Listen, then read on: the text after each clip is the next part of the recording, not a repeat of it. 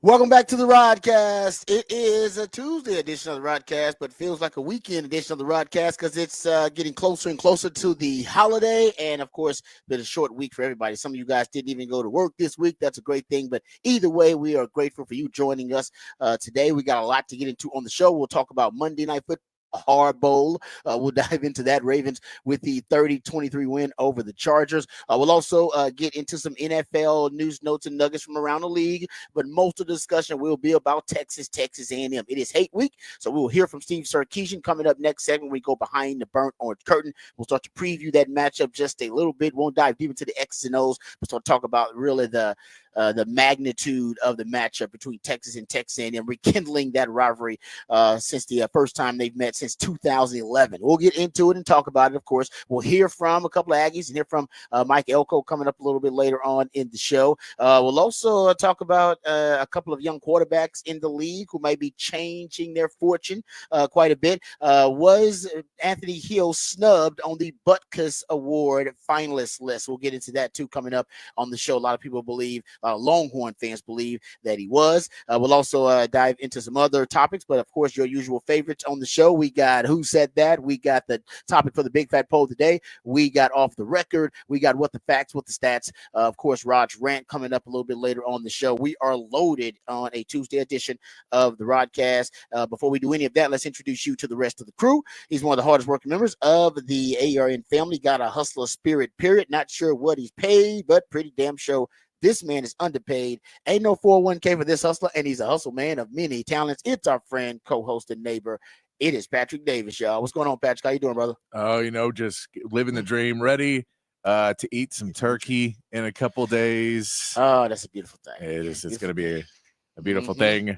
People don't know we're not pie guys either. It's one of the many things Rod and I are into. Yeah, so right. I'm all about the dinner, not the desserts as much. It's true. Thanksgiving is a pie. It's a pie dessert holiday. It's a very pie heavy holiday. Lots of pies. Yeah, I'm not really a deviled eggs guy either. So there's a lot of things that are around it. So the main meal at Thanksgiving, love the main meal at Thanksgiving. The rest of it, I don't need as much. So like the appetizers and the desserts you don't need. No, not as much. No. Thanksgiving appetizers and desserts are not great because deviled eggs are usually kind of an appetizer, right? Yeah. So it's like, while you're hanging out, it's like, I don't want those. No, hey man, let's just everybody get the burps right before we all sit down at the table together. Oh, I'm not a devil. Yeah, I don't like that. I never liked deviled eggs at all. But you're right, they're always around. They're always around. I don't know. I don't think eggs should be a part of the like you can give eggs at the end, but eggs are they just don't go well in public settings. I'm with you. I don't because they don't really smell good, and then after you eat them, you don't smell good. They're not great in there, and I get they can be delicious to some people, but then do them at the end. Don't start off your meal with like, "Hey, I'm going to burp in your face for the rest of the evening." But it's not about deviled eggs too. Like eggs aren't like that when you eat them for breakfast. No, but hard boiled, and so the hard. That's what I'm saying. It's not about it's a deviled eggs. It's like it's like good. Yeah, I'm with you. People do that on planes. You ever see somebody like in a public setting they just break out a boiled egg to eat? Oh, that's insane. That's insane. No, and I know it happens. This is the thing, though. I didn't make this up. I've witnessed this before. It's an insane thing because I get it's a very easily travelable food. Yes, it's probably like a lunch for them. Yeah, it's high in protein. It's pretty good. Like I get all of those things. Yes, but it's not a thing because I've had it some mornings that I've had them because I'm in a room by myself. So I'm aware of it. I go, okay, this is something I can eat, just a hard-boiled egg, and in the room by myself. Because I'm not going to see anybody. It's a consideration thing to you. It's like being considerate to your fellow man. Because I can brush my teeth before I'll talk to anybody else in person. I agree. You should. I agree. You should do a check. One of them. Yeah, smell underneath, smell the pits. I can do that with eggs before I go talk to somebody. Scrambled eggs, not the same thing, but no one's serving scrambled eggs at Thanksgiving. So no, and they don't have the same smell. You're right. That's a different smell with the hard boiled for some reason. It's a different smell. I don't get it either. I just there's just some things that I think are a little bit weird in our culture that are just completely acceptable.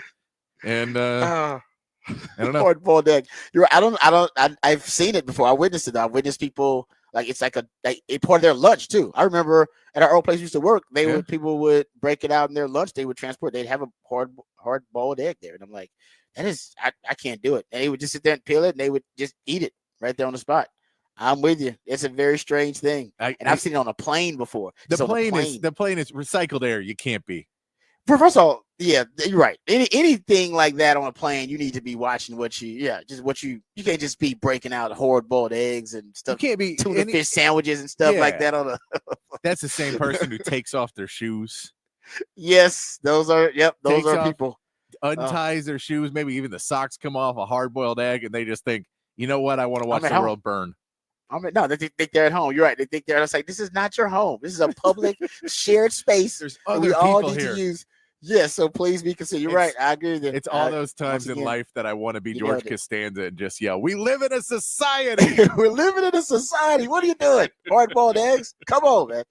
I agree. Well done. There's our PSA for everybody who's gonna get mad at us now because they love hard-boiled eggs.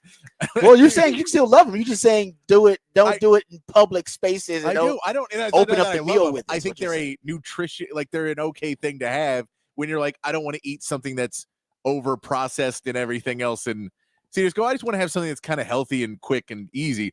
I get it. But in public, it's probably not. It's like cooking fish in the microwave at the work. You can't do it. People have done that too. They have? Yeah. I've witnessed that at the old place, people cooking fish. Yeah. You can't be doing that. Right about that. Be doing that. I don't even, so I've never packed my lunch really to workplaces. So I never have to worry about that violation of the unwritten code. I never do that. Yeah. No, what I do, I normally go sandwich.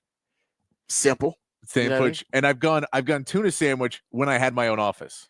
I was gonna say tuna sandwich, that's but I have my own office, and I was like, okay, odorous. Yeah. And I'm at my own office. I'm like, all right, I'm away from other people. I wouldn't do it in a communal setting. You're very considerate. You can't be people appreciate being that way to people. Let me introduce you my co-host. He's also very considerate. He's a proud alumni of DBU.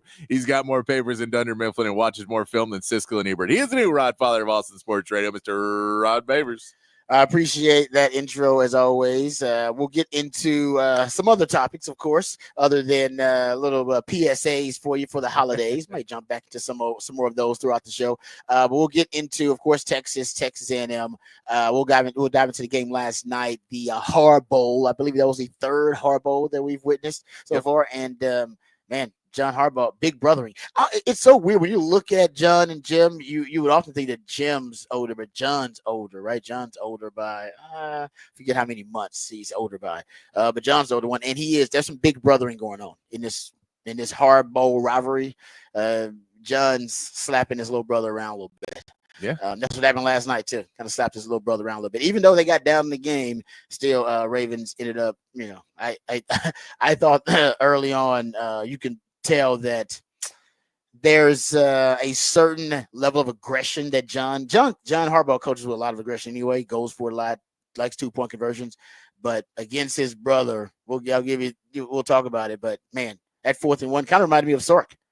That 4th and 1 deep in his own territory. That's it's either the ultimate disrespectful move or the ultimate trust in your guys, and then to break out the Mark Andrews under center play on him. Yeah, that was a big brother move right there. So we'll talk about that. We'll get into it and break it down. We'll also dive into this the story that was told on the Manning cast. I don't know if you guys heard it or not. And man, I hate to be bringing up old stuff, but it's one of those unbelievable stories about how, I don't know, guess how unaware that Urban Meyer was, just how in over his head he was and overwhelmed he was by that Jacksonville Jaguars head coaching job. There are numerous examples of it. This is another example of it. But just, I don't know, it seems like that basically Urban Meyer was clueless about the NFL, period. Like almost intentionally ignorant about it. And this is another example of it, though. We know Urban Meyer can coach ball. We know that. I am curious if there's another piece to this, though.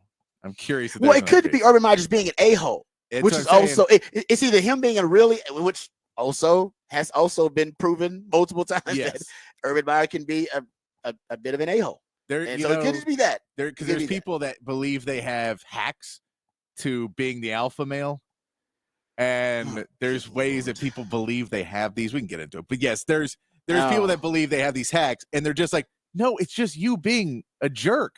They're trying to chop you down so that they can. But they're like, you can dominate any conversation like this. They're like, but not really, because unless you're in a position of power already, this doesn't work. Yeah, no, you could be right about that. That could be some So rules of power stuff that some book I hadn't read about it. Please don't read that book. Laws of power stuff that I haven't read. I get it. I know there's stuff like that exists, but yeah, or just, and you're right. That could be interpreted as you're just an a-hole, and maybe that's what he's always doing. But I don't know. Once again, like I said, not a good look though. Like, it's just bad optics for Urban Meyer. So we'll get into that story, because that story was told on the Manning Cast with Mike Vrabel. We'll get into it. But let's first do the Horn headlines, and then we'll come back. We'll talk about the game last night. Then we'll dive into a little Texas A&M discussion. Also talk about how clueless, or maybe not clueless, an a-hole Urban Meyer is. Which one is it? Is he clueless or is he an a-hole? It's one of them. We just don't know which one. Maybe both. It could be a clueless a-hole. No, I'm going to say it's either one. There's a lot of those.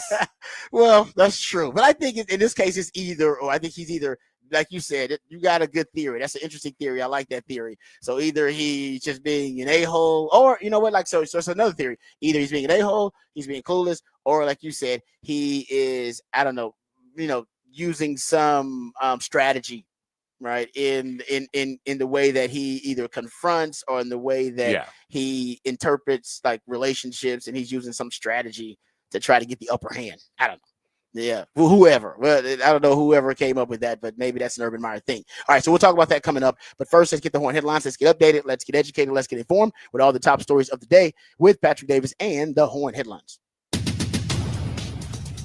All right, your Horn headlines brought to you by Top Gun Rentals and Lawn Equipment. In the NBA, the Mavericks stopped the Hawks 129-119 last night. Kyrie Irving led the way with 32 points, and Najee Marshall, Jaden Hardy, and Spencer Dinwiddie all stepped up in Luka's absence, scoring over 20 points each.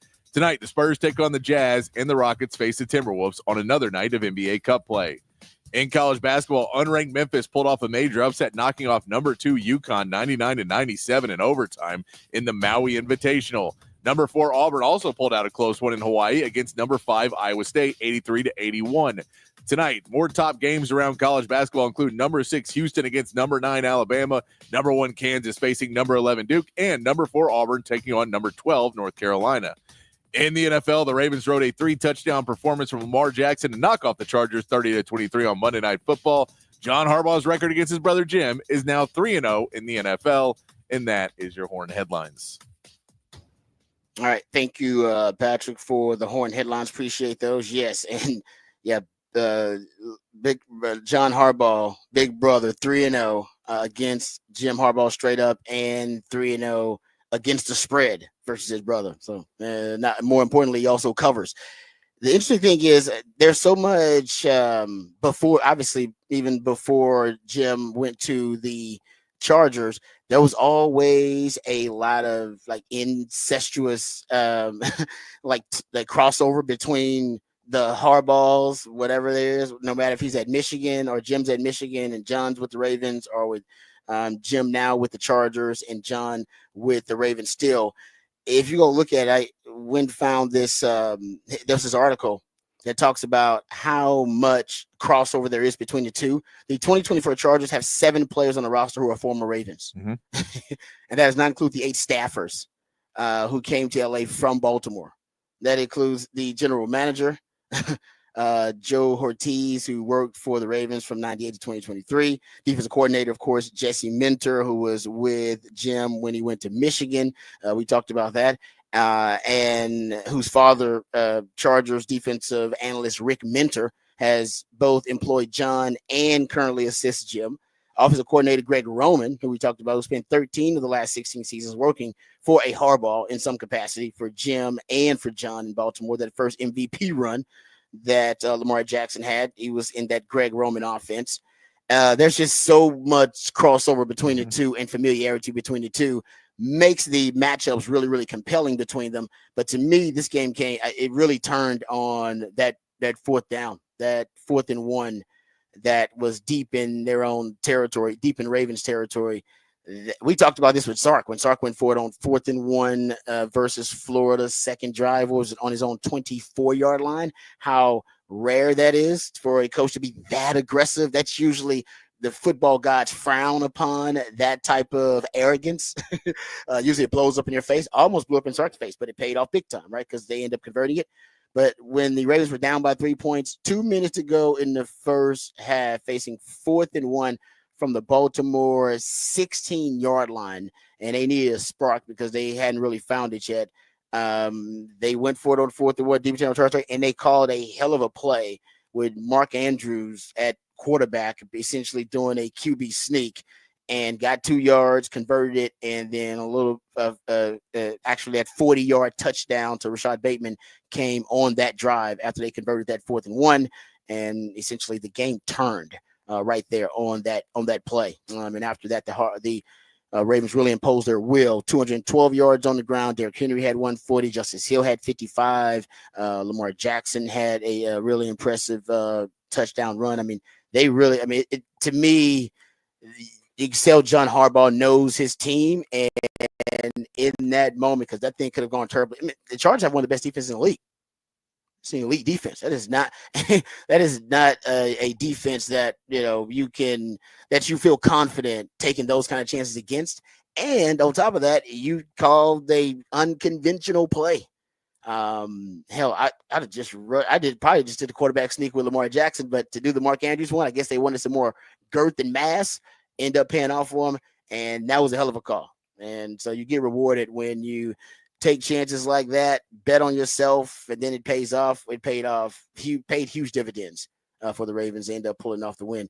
The thing going on with the Ravens, though, it's strange when they get down, because they've been down actually a few times this season, even down by double digits. Chargers led 10-0. Ravens ended up winning 30-23.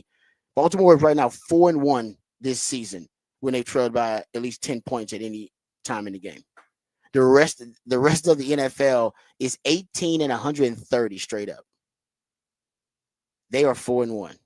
They have 4 straight. They've won 4 straight games when trailing by 10 plus points at any point in the game. That's tough to do in the league, as I just gave the numbers. Ravens, them being down, their offense is so explosive, and their defense, at least the pass defense, has been so questionable that them getting down 10 is not, to me, it's not that strange. Or I should say, it's to them, it's not that information because they have the worst pass defense in the league.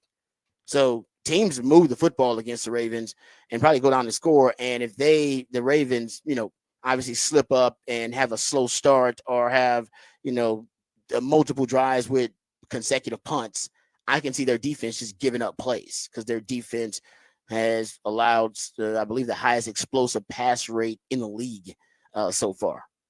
But the Ravens, it really did. That 4th and 1 to me was where the game really turned. No team has converted a 4th down closer to their own end zone in the first half in more than a decade than that 4th and 1 on their own 16. That was the closest a 4th down has been converted the deepest has been converted in their own territory in more than a decade for any team. like I said, that you don't see that. The crazy, we've seen it in twice in the last 3 weeks because we saw it at Texas do it, and we saw John Harbaugh do it. I love a database to see how often inside your own, I guess what's inside your own 30, any college or pro team goes. I would love to see year by year where the average line of going for it moves back from on 4th down. When you just see the progression of coaches getting more and more brazen with it and that average line just moving back and back and back because you go, well, normally it would be, hey, look, we're in the red zone. We need a touchdown. We're down. Mm-hmm. Let's go for a 4th down. And if we went for a 4th and 2 or 4th and 3 on your own 35, you were considered an idiot. Insane. Even if you picked it up, you were considered insane. Yeah, you are. Yeah. And that's probably reckless. 20 years ago, 15, 20 years ago, that was insane to do that. Reckless. Now, if you don't do it, some people would think you're what a wimp. Yeah. So it's changed. And it keeps going back further. Now at midfield, you think, well, we're only a few yards from field goal range. We got to go for it. We'll trust our defense, but we got to go for it. It's 4th and 2 at the 50-yard line. Let's go for it. So it's been pushed back that far, and it just now more and more when you feel the momentum and you got to have that switch, you do it, and that's a move that, again, even doing that 15 years ago, there would have been pushing Baltimore to fire Harbaugh for that he may have lost his marbles completely to make that move, and now people just go, man, that guy's got a set of brass ones. Yeah, he's got scones inside the smart cars. Yeah, the whole attitude on going for it on fourth down has changed so much because we've seen, I think you've seen it work enough that you don't think of it as this crazy play anymore, especially Philadelphia probably made it even a part where now it's like, oh, it's a given that you can pick it up. You can pick up a yard. Who can't pick up a yard on fourth down? If you're supposed to be the better team, of course you can pick up a yard. And it's just a crazy concept to think that it's moved so far now that, inside your own 30, going for it on fourth down is not out of the question. And not even just a 4th and 1. Yeah, no, really, it's definitely the analytical movement, and it's kind of the analytical era that we're in. And I would love to see those stats too about how now where's the average yard line that a team decides, to go forward. What is the deepest average yard line that a team decides to go for it? And I'm with you. Every season, I bet it gradually gets deeper and deeper into a team's own territory, and probably now where he went for it in his own 16. That is, like I said, usually you think a coach is, like I said, just being reckless and just being almost self-destructive, making decisions like that. But depending on the circumstance and depending on the players you have, you just talked about Philadelphia. For Philadelphia, when they were converting 80 something % of their 4th and shorts, or their short yardage situations, no matter what they are, because they had the tush push. I mean, you can go for it more often. So maybe because John Harbaugh knows they got Derrick Henry, they got Lamar Jackson, they got, now they put Mark Andrews there for a, kind of a trick play, a gadget play, boutique play, that they can get it. He goes for it a lot anyway, but I don't think I've ever seen him go for it. Well, I know I just read the stat. Nobody's done that in a decade. I got to go back and see who was the last coach to actually, and see if they can find that stat. The last coach that went for it a decade so ago, deeper than that, or as deep as the Ravens were in their own territory when they went for it on 4th and 1. So you're right. That it's definitely one of those things, and we're seeing it at the college level, at the pro level. I just think it's an analytical thing, and all the analytical models, they all give the coaches the okay and the green light. Hey, you should go for it here. The numbers they should go. Remember Tom Herman's green binder that drove Longhorn fans insane? I don't know if there was actually a green binder, but I think the green binder was symbolic. I never saw the green binder. Yeah. Anybody ever see the green binder? I don't know why they picked the color green if it actually didn't exist, but I never saw the green binder on the sideline. Maybe it is. Maybe CB will send us a picture of it, or something like that. Maybe it did exist, but I always thought that was kind of symbolic of no. We have an analytical model, and the model tells us exactly when we should go for it based on, the point total, based on the situation, based on the obviously where we are on the field, and all of those different elements. And then you decide to go for it. Tom Herman went for it a lot that year. He had Bam Bam Sam. Remember Bam Bam Sam? Yeah. Texas was going for it a lot too, because you had a quarterback that essentially could work as his own fullback in the backfield, and they went for it a lot. Is that 2018, I believe, when they kind of broke out Bam Bam Sam in that season? Yeah. That season, I bet Texas had a 4th and 1. They went for it deep in their own territory. I don't know if they went for it at the 24. Like Sark did, but I bet they had one deep in their own territory. Just depends on, No, I can see that, and we know when Sark went for it, he joked that it was in the book to go for it. He did. He joked exactly, and because I don't know if there actually books exist, or they're just talking about a model where they know, and the person up in the booth, he's like, I got the model, or maybe they got the green binder. Yeah, they got the green binder up there and flipping through it, and it says go. It says go. You know what I'm saying? I would love just to flip see it that, open in one page, and it just says go. Go. It's Sark's green binder just says it's 4th and 99 from our own 1. Go. Yeah, right. That's what's in the green binder. That'd be great. That'd be awesome. All right, let's get to, what? Can we get to this Urban Meyer audio real quickly? And then we'll get to talking about Texas A&M, because we'll hear from Sark. Patrick chopped up some of that audio from his media availability yesterday. So we'll hear from Sark talking about Quinn, talking about Texas A&M, and we'll start to preview that matchup a little bit too. But the Manning cast, of course, has their simulcast with Monday Night Football. and they have guests on all throughout the game while they're making commentary and everything. And they had Mike Vrabel on. And I guess earlier in the show, I did not watch the Manning cast, but earlier in the show, I'm assuming they were talking about Owen Wilson. They had Owen Wilson and Luke Wilson on earlier. Yeah, and then people were confused that some people didn't know they were brothers or something like that. They were like, they brother, yeah. And so I don't know that because I saw it on social media, and then this morning I saw the obviously the Mike Vrabel sound. So I was like, okay, maybe they were talking about Owen they were on that. They were because they do it by like quarter. So the first half they'll get Bill Belichick in. And then the second half, they normally have a couple of celebrities or like ex-players or something. And they did brothers because of the Harbaugh, I'm assuming. I'm assuming. Was that the brother thing? All right, the brother thing. I get it. Okay. So Mike Vrabel came on. That's one of the guests. And Mike Vrabel was referring to the Owen Wilson story. And I'm assuming, I guess I got to go find the Owen Wilson story. Because he says in here that Urban Meyer, that was like an Urban Meyer story about. So the Owen Wilson story I saw on there was that he was playing flag football. He was in a flag football like charity game. Okay. With Urban Meyer, and Urban Meyer came over to him and said, "How do I know you? Who are you?" And he says, "I'm on your team." But obviously, why can't you? Why didn't you ask somebody? Okay, let's just say for a second before we get to audio, let's say for a second that Urban Meyer genuinely doesn't know who Owen Wilson is. I get it. That happens. Sometimes you're like, I know this person is famous. I just don't know who they are. I've seen their face. Why not go ask somebody else rather than the pompous, arrogant way of going up to him and saying, "How do I know you?" Rod, this further amplifies my theory that this is not a thing of ignorance. So it's not him being clueless. We're scratching it off the list. I think it is. I think this is, and we'll play the audio. But I think it's either alpha. So your theory is alpha male strategy. Like it's his alpha male strategy that he uses with all men that he thinks are, going to challenge, his manhood or his alpha male status, or he's just being an a-hole. Or you say it could be also both. I think it could be both. I coolest a-hole who uses an alpha male strategy. I think if he thinks this is a good strategy to go through life with, he's probably a bit clueless as well. But he's still doing it. He thinks it works. So I don't know what year this was, but here, we'll play the audio. Here's Mike Vrabel. So you heard the story that my man Patrick just summarized for you. So this is the story that Mike Vrabel is referring to, and then he throws in his own Urban Meyer experience. Yeah. I can relate with Owen Wilson. I was listening earlier, and, Urban Meyer asked him, "Do I know you?" And Urban Meyer was coaching the Titans. He was coaching the Jaguars, and he actually said the same thing to me. I said, "Yeah, I'm the head coach for the Titans, and I worked for you for 2 years."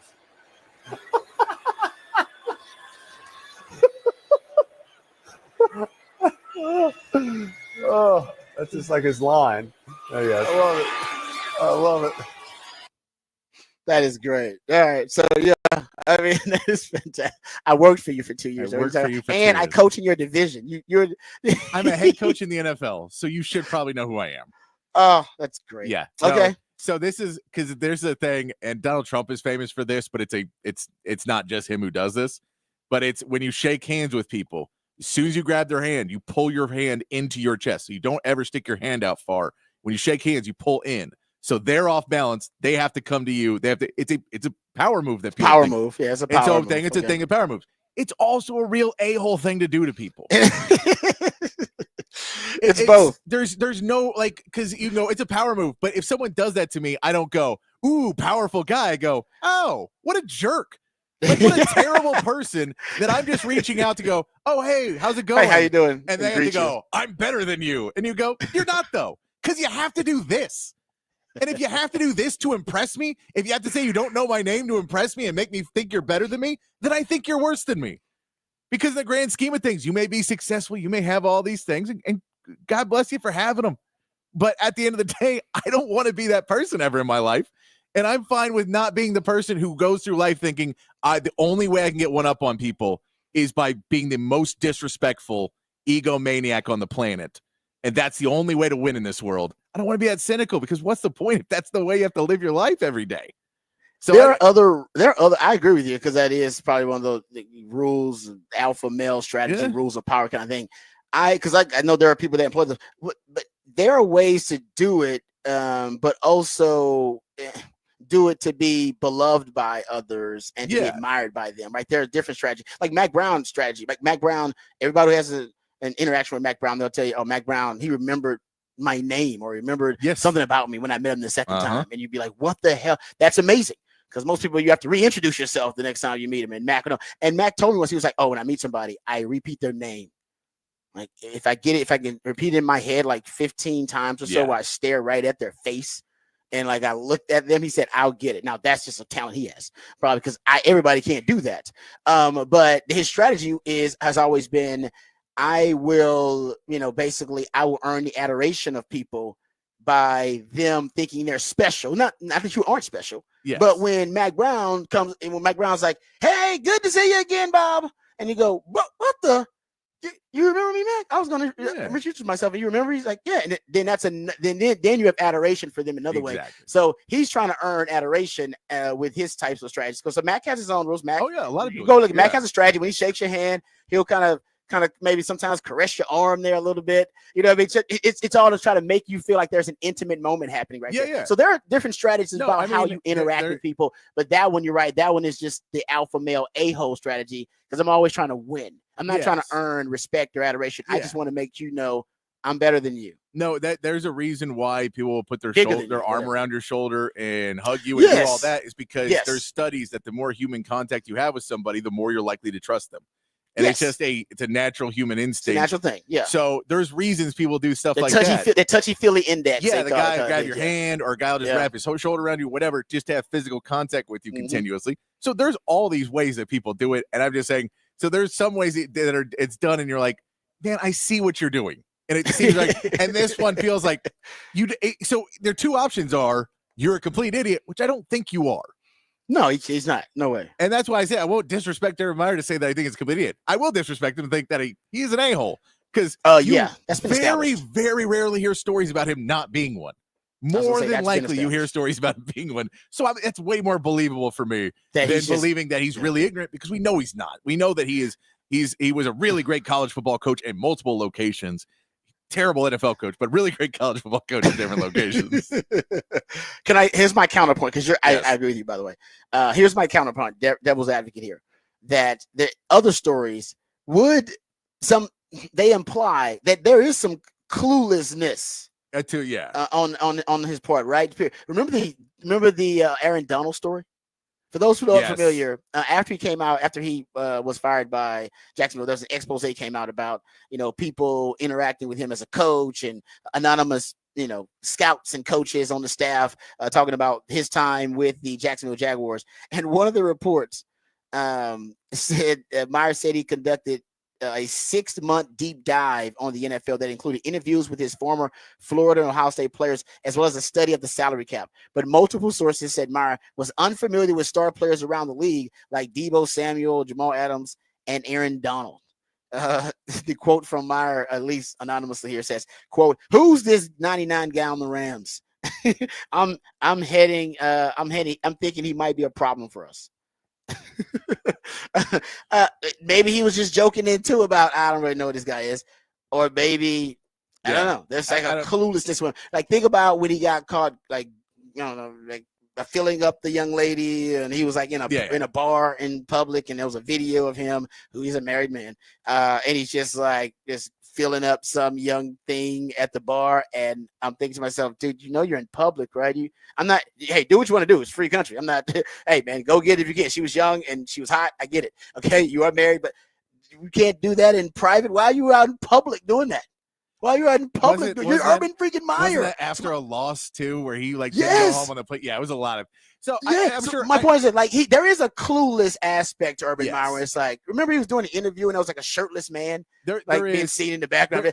There's a cluelessness to him, almost a reckless. And I'll say this, and I don't know if you've known this with a few coaches, but there's some people that have been in coaching their entire lives who have no idea how anything works other than coaching. You're saying he's like not domesticated? He's like, they've had people that have done stuff for them their entire lives. So they'll ask you questions about things that you would go, well, you're really successful. And then they ask you a question like, so how do you get a car? And you're like, what do you mean? And they're like, so if you need a car, how do you get one? And you're like, do you not have any clue how this works? Like, you don't know how to buy things, just things in general. You don't know how to buy them. And so, like, because I'm telling you, that's a real example I've talked to a coach about. But talking about practical, applicable knowledge, and just things like that day about to day in the real world. Yeah, Yes. what are in grocery stores? Yeah. What are like just things of natural things that they haven't done in years and years because they've focused on one thing and they're really good at it. But regular life is completely. That's the case for a lot of people who are really good at one thing. Like artists are like that exactly. too. Like a lot of artists, if you're really good at something, then people they know you're a money making machine. I'll take care of all your day to day stuff. You ain't got to worry about that. You just focus on your art and then be great at that, so you can make all of us a lot of money. Yeah, so that does happen with a lot of folks who are really, really gifted at things. But no, you're right. That's a good point. That could be the case. I don't know. We're just trying to figure out if he's an a-hole. Is he using some alpha male strategy, or if he's clueless? And you know what? It might be all three. All right, let's talk Texas football. When we come back, we'll get into Texas A&M Hate Week here on the 40 Acres. It's back. We'll talk about that rivalry. I played in that rivalry. I'll give you some of my personal experiences from the Texas A&M game, and we'll hear from Steve Sarkisian. All that and more right here on the Rodcast, featuring Patrick Davis and Lifetime Longhorn. Rod Babers coming back on the Horn.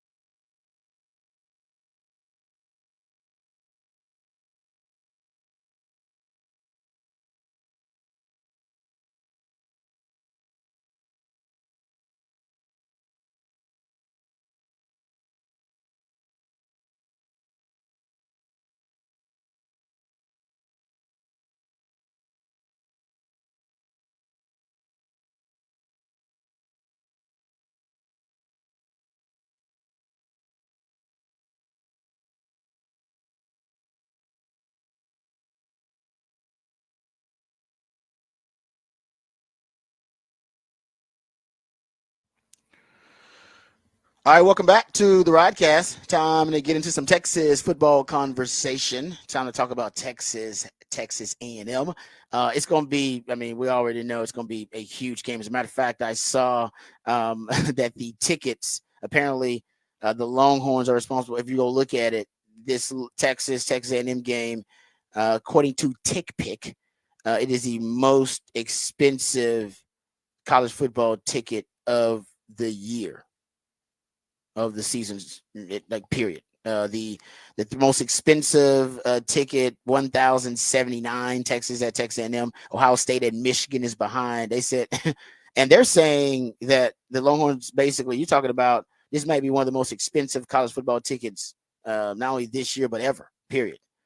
Because they said, but according to TickPick's numbers, they said Texas and Texas A&M for them has a 1,079 is, I imagine, the ticket price. They said Ohio State at Michigan in 2023 last season, $763 I believe was the average ticket. And Georgia at Texas 2024 had a $762 figure for the average ticket. So the average purchase price for Texas A&M is now over $1,000.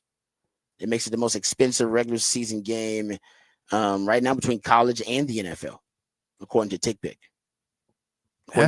I did see the people taking shots at the Cowboys, that the tickets for the Cowboys-Giants Thanksgiving game versus the price of the cheapest ticket for the it must have well, of course, Giants. Yeah, you're like, Giants are terrible. I'm like, that's kind of, but also that is an NFL team that's not winning versus a very big matchup. I'm curious though if there's any Aggies selling their tickets now because they lost last week.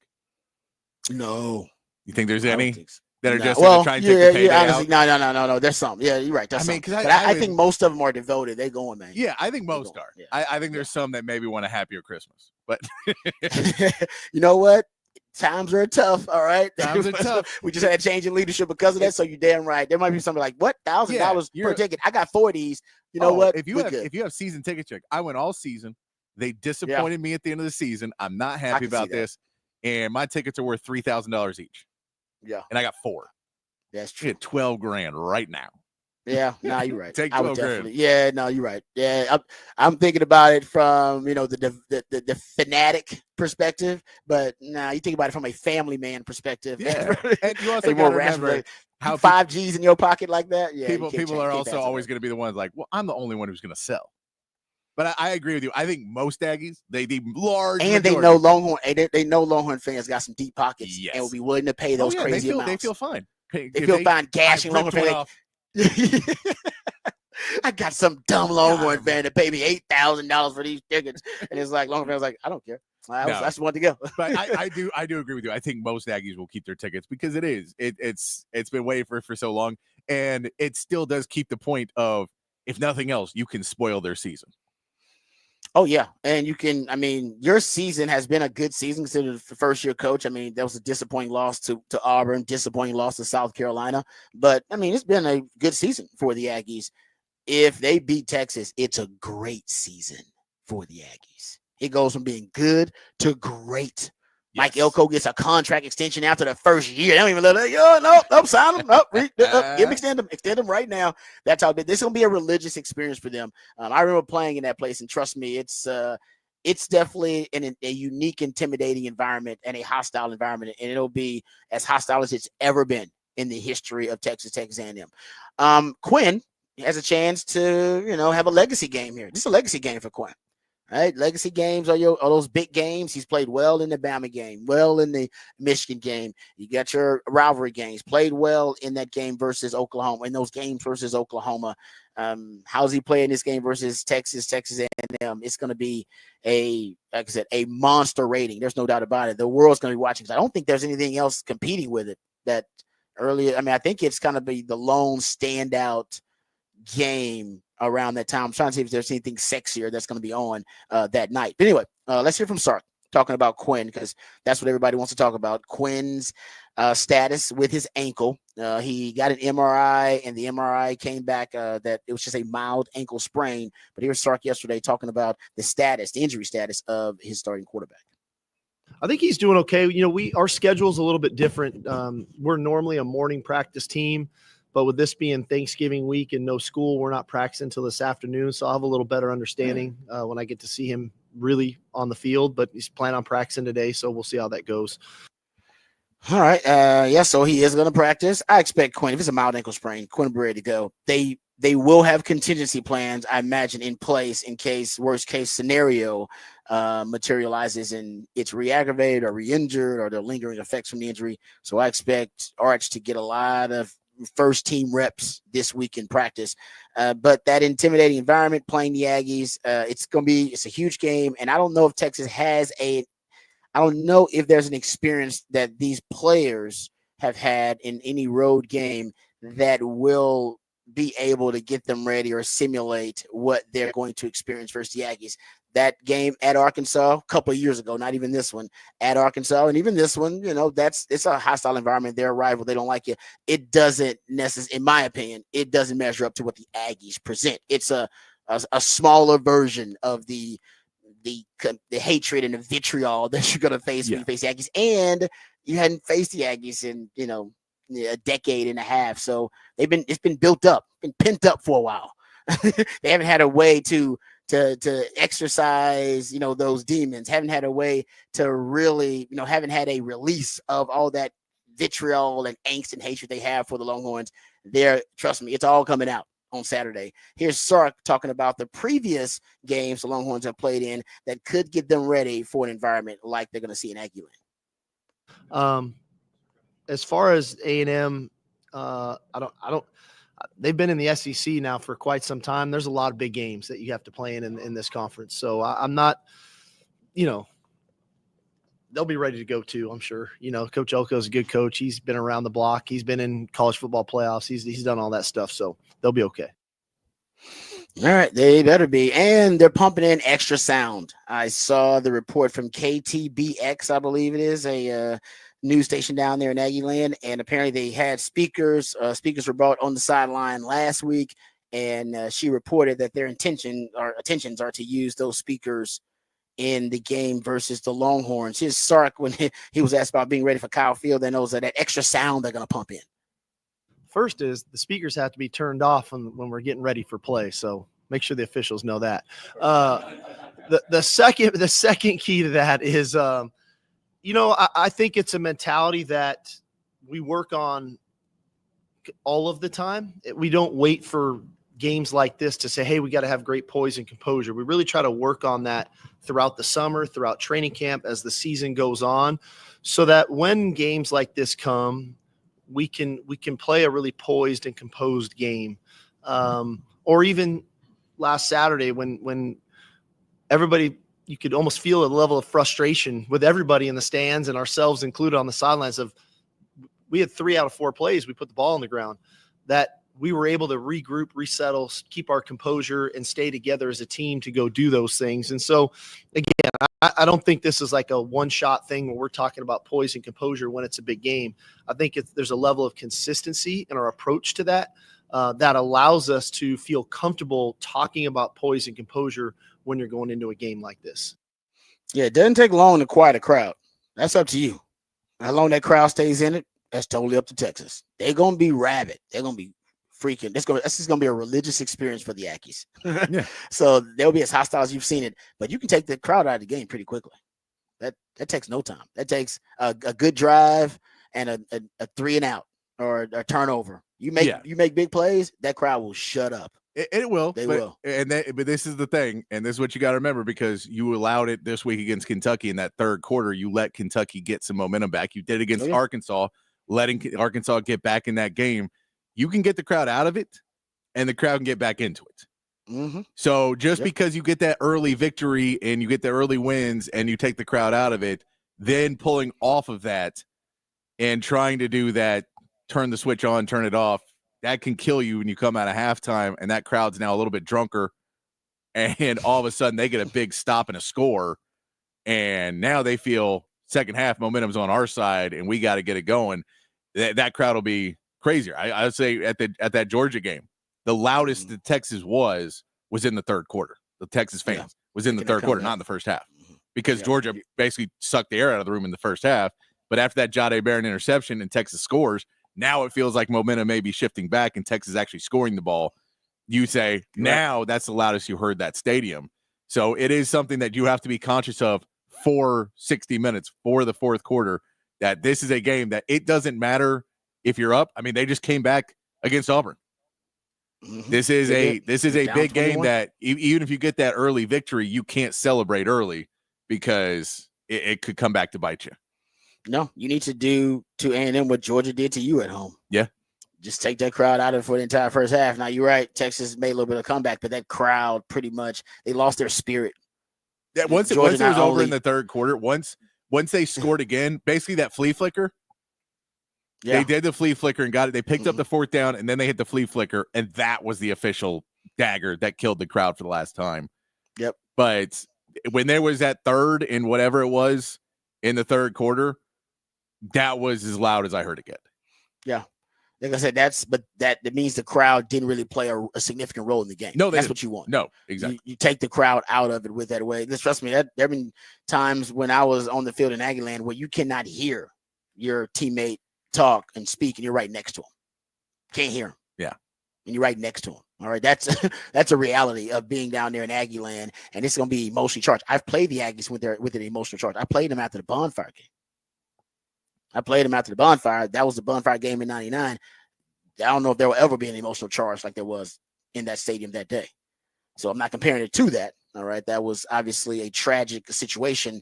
And the entire crowd had that emotional charge, and the team was playing on an emotional high, and dedicating the game to those folks that lost their lives. So not in the magnitude, but I'm just talking about an emotional charge and how that place will be, it'll be rocking as a result of it. And now the emotional charge is from something else. It'll just be because you haven't played the Aggies in forever. And now the Cold War, all right, that you engaged in with the Aggies without actually having to have it play out on the field.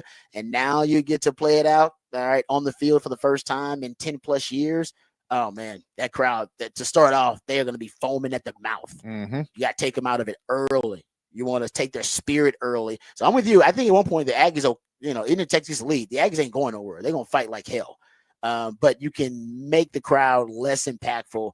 You can make it where the crowd has less influence on the game. The 12th man. You got to beat the 12th man too. That's part of it. Yeah. They call themselves that for a reason. They take pride in it. They're humping and doing all kind of stuff up there. Humping is a Aggie thing. I did not make that up. They call it humping. You can go Google it. I'm not joking. They will hump while you're in there. Not each other. They hump though. They call it humping. Oh, that's what they get like hype. That's what the farm animals are for, Rod. No, I'm serious. We'll have to go over some Aggie terms later, but that's a real thing. All right, we got the topic for the Big Fat Poll today and the musically themed day of the week coming back right here on the Rodcast, featuring Patrick Davis on Lifetime Low and Rod Babers coming back on the horn.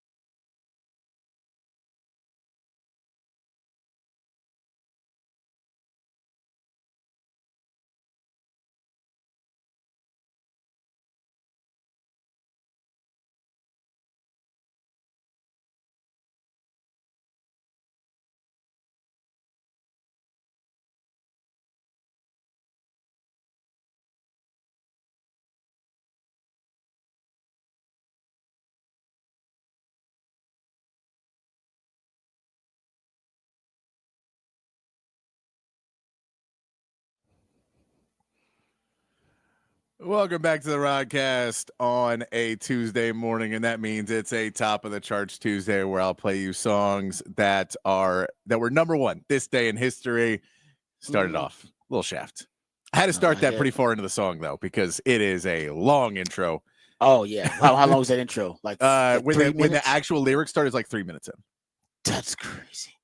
Now songs are 3 minutes. Well, and what's crazy is the whole song is under 5 minutes. So that is wild. That is actually wild. Yeah. Yeah. But that's because it was made for the movie. Yeah. It's all part of the soundtrack. And he basically did the whole soundtrack too. So but there's kind of a theme, and it kind of sets up with the opening credits and you get there. So I'm sure it was built to a time that was supposed to be that way. But yeah, it's an interesting. Oh man. We always talk about this though. This is back when they made songs legitimately for the movie. It's like they gave the script to the artist and was like, all right, read the script. And I need to make a song and make songs about this scene and about this movie and this plot. And they would be strict about it too. And stuff like that, where it's like composed by Isaac Hayes or Superfly, where they basically got a hit artist, but then they did them like how a John Williams composes for Star Wars or something like that, where you are writing music to scenes. Yeah. You're doing and that. You got this big band, like orchestra that you're doing. They're doing with. that, but they're just hit artists as well that are kind of composing stuff to it. It's a cool thing. You don't do that anymore, man. You don't even hear about soundtracks. I think they anymore. do. So I think some people try and do stuff like that, but it doesn't. I think also there's a time frame that probably makes it a little bit harder to do now.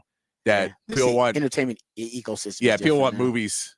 They're like, when I give you the money for it to when I need to get my money back is on a much smaller time frame than maybe what it used to be, where you had time to go get songs written and then produced and all of that other stuff. Good point. Where it's easier to do, they still won't do it in time. All right, let's get to the big fat poll today. Text line's open. 512-447-3776 is the text line number, and we will get this posted up on X at the Horn ATX. Wrong thing. Patrick's big fat poll of the day on the Horn. Big fat poll of the day today. How many rushing yards will Texas have against A&M? We talked about taking the crowd out of the game, and rushing the ball is a big way to do that. Rod, did you just get big news? No, I just said boom. Boom. Sorry. Okay, sorry. I thought there was an ooh in there. I was just curious. How many rushing yards will Texas have against A&M? We talked about it last week. They did pretty well last week running the football, we know. Might have been their best week. They got over the 160. That was my high mark. They got well over that. So we'll ask you again, how many rushing yards will Texas have against A&M? I'll give you the same option: 0 to 100, 100 to 130, 130 to 160, and 160 plus. Now, this A&M team has some different numbers than Kentucky. Now, the numbers are going the wrong direction for them in the last couple weeks. Yeah. But at the same part, you start off the season with 52 rushing yards allowed to Florida. You have 100 allowed to Arkansas, 68 to Missouri, 125 to Mississippi State. And I checked, Michael Van Buren had negative 1 yard in that game, I believe. So it wasn't the rushing quarterback in that game. It was the running backs. Mississippi's LSU only had 24 yards of rushing in that game. Wow. That one is one of those reasons why people don't like Brian Kelly right now in Louisiana. South Carolina, 286 rushing yards against the Aggies. Auburn, 168. That was a 4 overtime game. So I'm probably assuming some of those rushing yards came in overtime as well. So I won't say that it's they had both of those quarterbacks can run a little bit. Lenore Sellers can run a little bit. The quarterback from Auburn can run a little bit. So that skews it, but I think Texas can run on them. Based on what I saw last week, I thought that was some growth. That was maturity in the run game for Texas. I think it was their best rushing performance. I know not by the numbers statistically. It probably is not their best rushing performance. When I think about the circumstance and the situation, quarterback couldn't move, quarterback couldn't drive the football downfield, or really couldn't throw, running backs with ball security issues, and going up against one of the better fronts in the SEC with a first or a second round pick on the defensive line and Deion Walker. I'm thinking, that to me was, I left that game more impressed with the running game than any other time this season, in that matchup versus Kentucky, and 15 rushes in a row. Yeah. To end the game. That is now, it's stubborn, but also stubbornly impressive and remarkable. Like, I don't know how you do that. And the opponent actually, and everybody and they mama, everybody in stadium, everybody watching, everybody on the opposing sideline, they know that you have to run the football. Yes. Like, you have no other choice offensively. And you did it. That's, like I said, that was some testicular fortitude. That was some grown man stuff. Yeah. So hopefully it translates. Yeah, and hopefully it translates, and hopefully you can get that push against him. So I will ask again: do they get it? Do they have the lead enough that they can run the ball, and they are not having to throw? Is this a tighter game where you feel you have to throw? Do you think that it's going to be more of a shootout? Let me know what people think. I want to know. So I've still put 160 plus. I think that is 160 has only been pushed twice for the Aggies, and that was the last 2 weeks though. Yeah, last two SEC games they played were both 160 plus. So that could fall into it, but it is going to be a different kind of intensity for that O and D line for both teams in this game. That is where a lot is going to be decided. So that's why we'll ask you, how many rushing yards will Texas have against A&M? Yeah, no, I'm not. Like I said, I got a lot of optimism coming out of that game, but I'm not sure just yet. I got to go watch a little bit more film on that A&M squad to be sure. But right now, I'm thinking Texas should be able to on the road get over 100 against the Aggie front is talented though, and Mike Elko's a defensive guy. And Texas wants to throw it, but then I'm looking at the injury for Quinn. We don't know how significant it is, how severe. Will they pivot? Usually Sark opens up with the pass, closes with the run, as they did in the last game, but they did because of Quinn's injury. So if Quinn's hurt, do we see less of the passing game early and see more of the run game early? Yeah, to try to protect Quinn. That's what I don't know. That's, to me, is the biggest variable in your topic of the day. It is. I think there's plenty of variables. I mean, how much is it the screen game where they still feel they don't have to move Quinn around that much? He doesn't have to push the ball downfield, but you can still run in the screen game. Do you do that? Do you want to expose all of your different schemes and stunts and everything you're trying to pull off? And, with the run game, do you want to pull those out in the first half? Or do you want to keep a little bit of that in your pocket to try and confuse the defense as you get later in the game, even though they've probably seen it, but it's going to be hard in a defense to just, in the fourth quarter, consistently be in the right position and read everything in a game with this intensity and emotion? Yeah, no, I don't know how Sark's going to troubleshoot it. I got to see what concepts are going to work, but that's what he's been doing all season long. Now, does he come out of that game against Kentucky? And now does he have confidence in 2 or 3 concepts, the split wide zone, the GY counter, and saying, no, these, now I got a sample size enough to know with Trey in the game, with Jaden Blue in the game, these are the concepts that work best, no matter who we're playing up against, no matter how the front looks, and no matter how they defend us. That's what we don't know. Most of it is Texas run game this season has been like a box of chocolates, right? You never really know what you're going to get. I don't like boxes of chocolate. I might like my chocolate. I like to know exactly what the hell I get when I get my chocolate. I don't want some mystery chocolate. No, man. I want the same kind of chocolate. When I want a Snickers, I want a Snickers. All right. When I want Ghirardelli, I want Ghirardelli. All right. And I think that's what we want from the Texas run game. I want them to be able to define themselves as this type of chocolate. I don't even know how I got there, but you get what I'm saying. We don't want the box of chocolates in the variety anymore. That's what the run game has been. I'm thinking coming out of the Kentucky game, now they know what kind of chocolate they want to be. I took the chocolate thing way too far. All right, let's come back. We'll get into NFL news. You know what they say, Rod? Football's like a box of chocolates. You never know what you're going to get. Yeah, it started with the chocolate thing. Trust me, that was not intentional. All right, we come back. We'll get into that and more. We'll talk NFL news, notes, and nuggets. Why did Anthony Hill get snubbed for the Butkus? All of that and more right here on the Rodcast featuring Patrick Davis. I'm Lifetime Longhorn. Rod Beaver's coming back on the horn.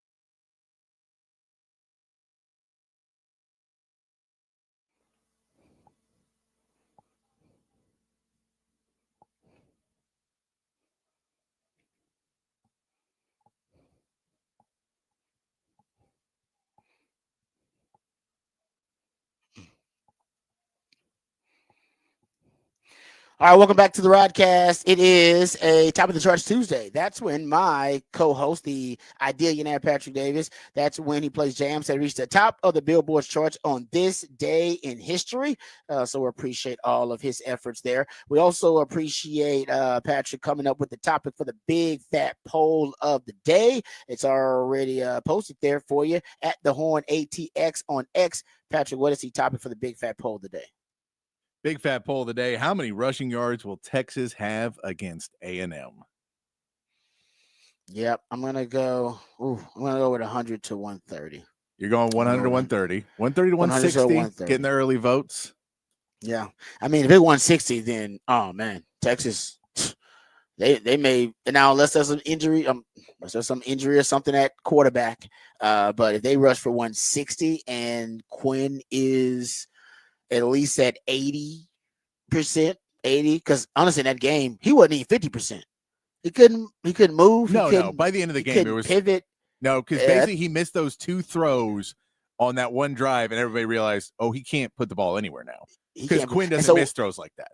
No. And so I guess this week, so that's the thing. Do you take it easy, today and take it easy the rest of the week, and then take the chance that when he gets in the game, that maybe it starts swelling up on him and starts getting uncomfortable?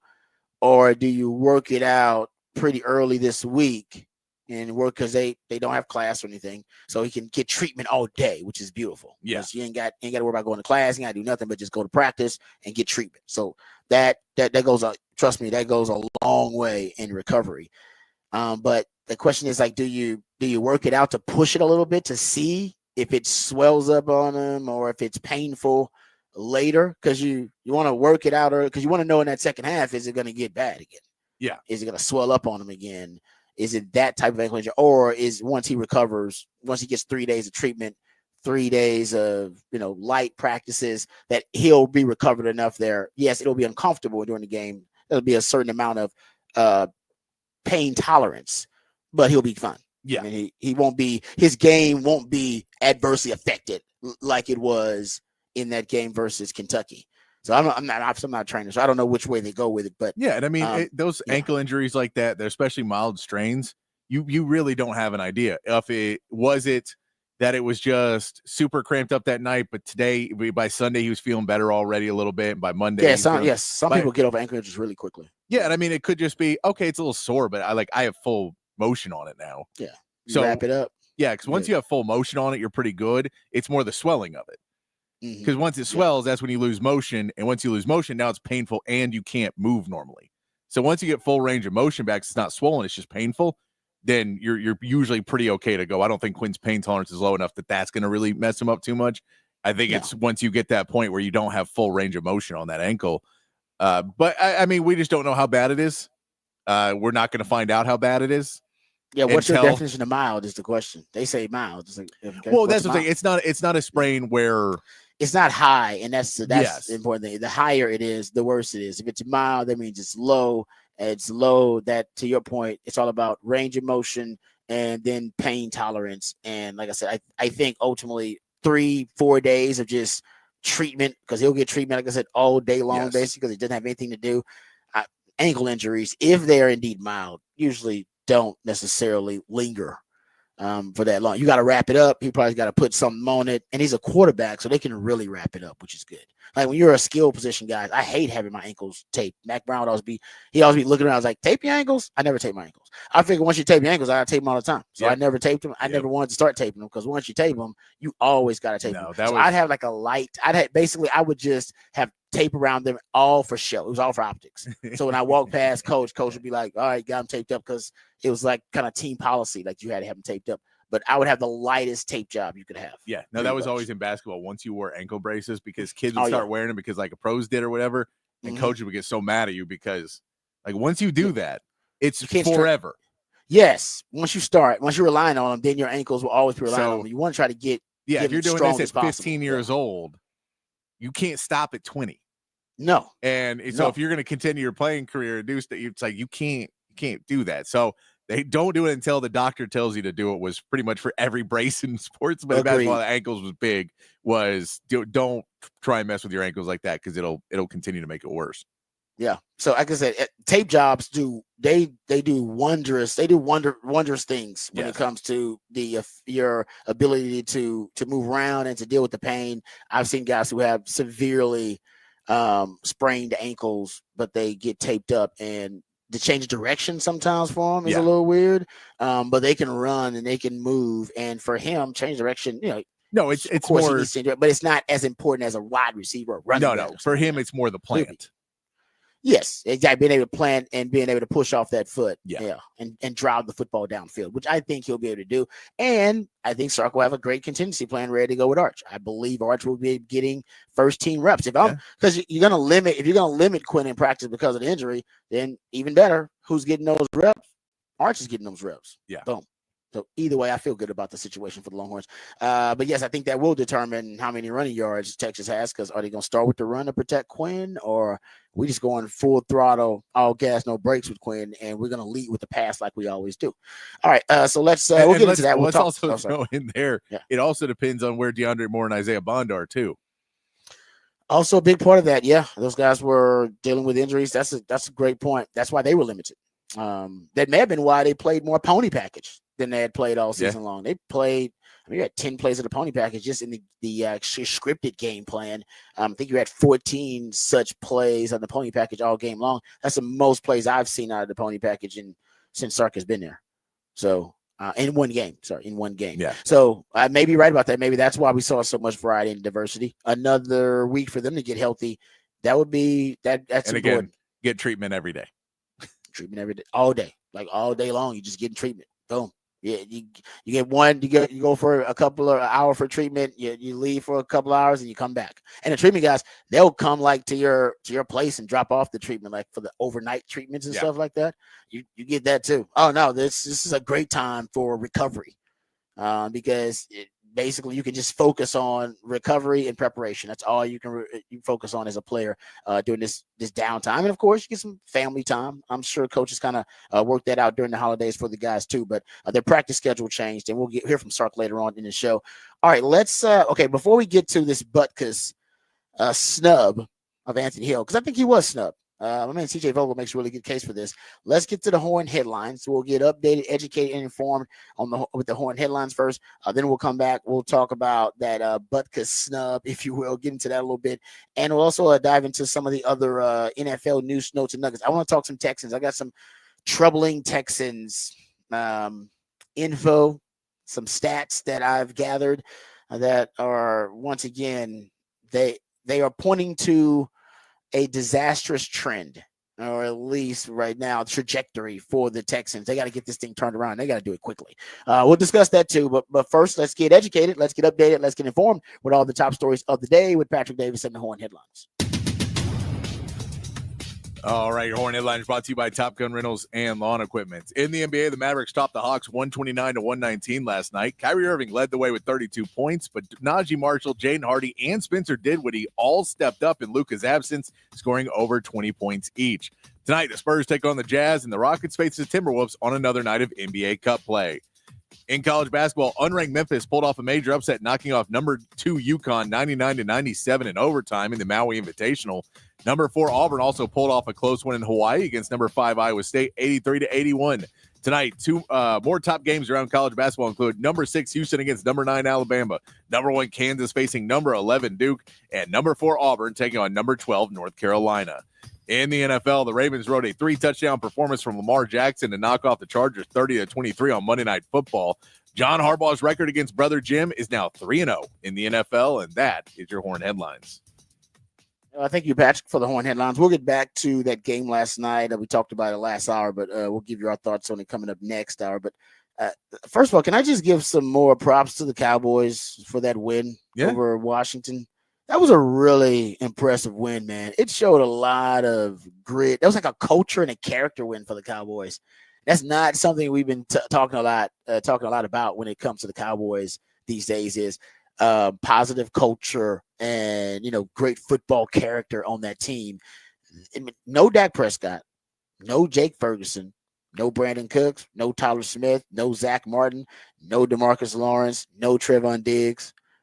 A lot of guys who were just backups, who were looking for a shot, who were just hungry. some hungry back. They had the O-line. They had 3 backups playing on the O-line.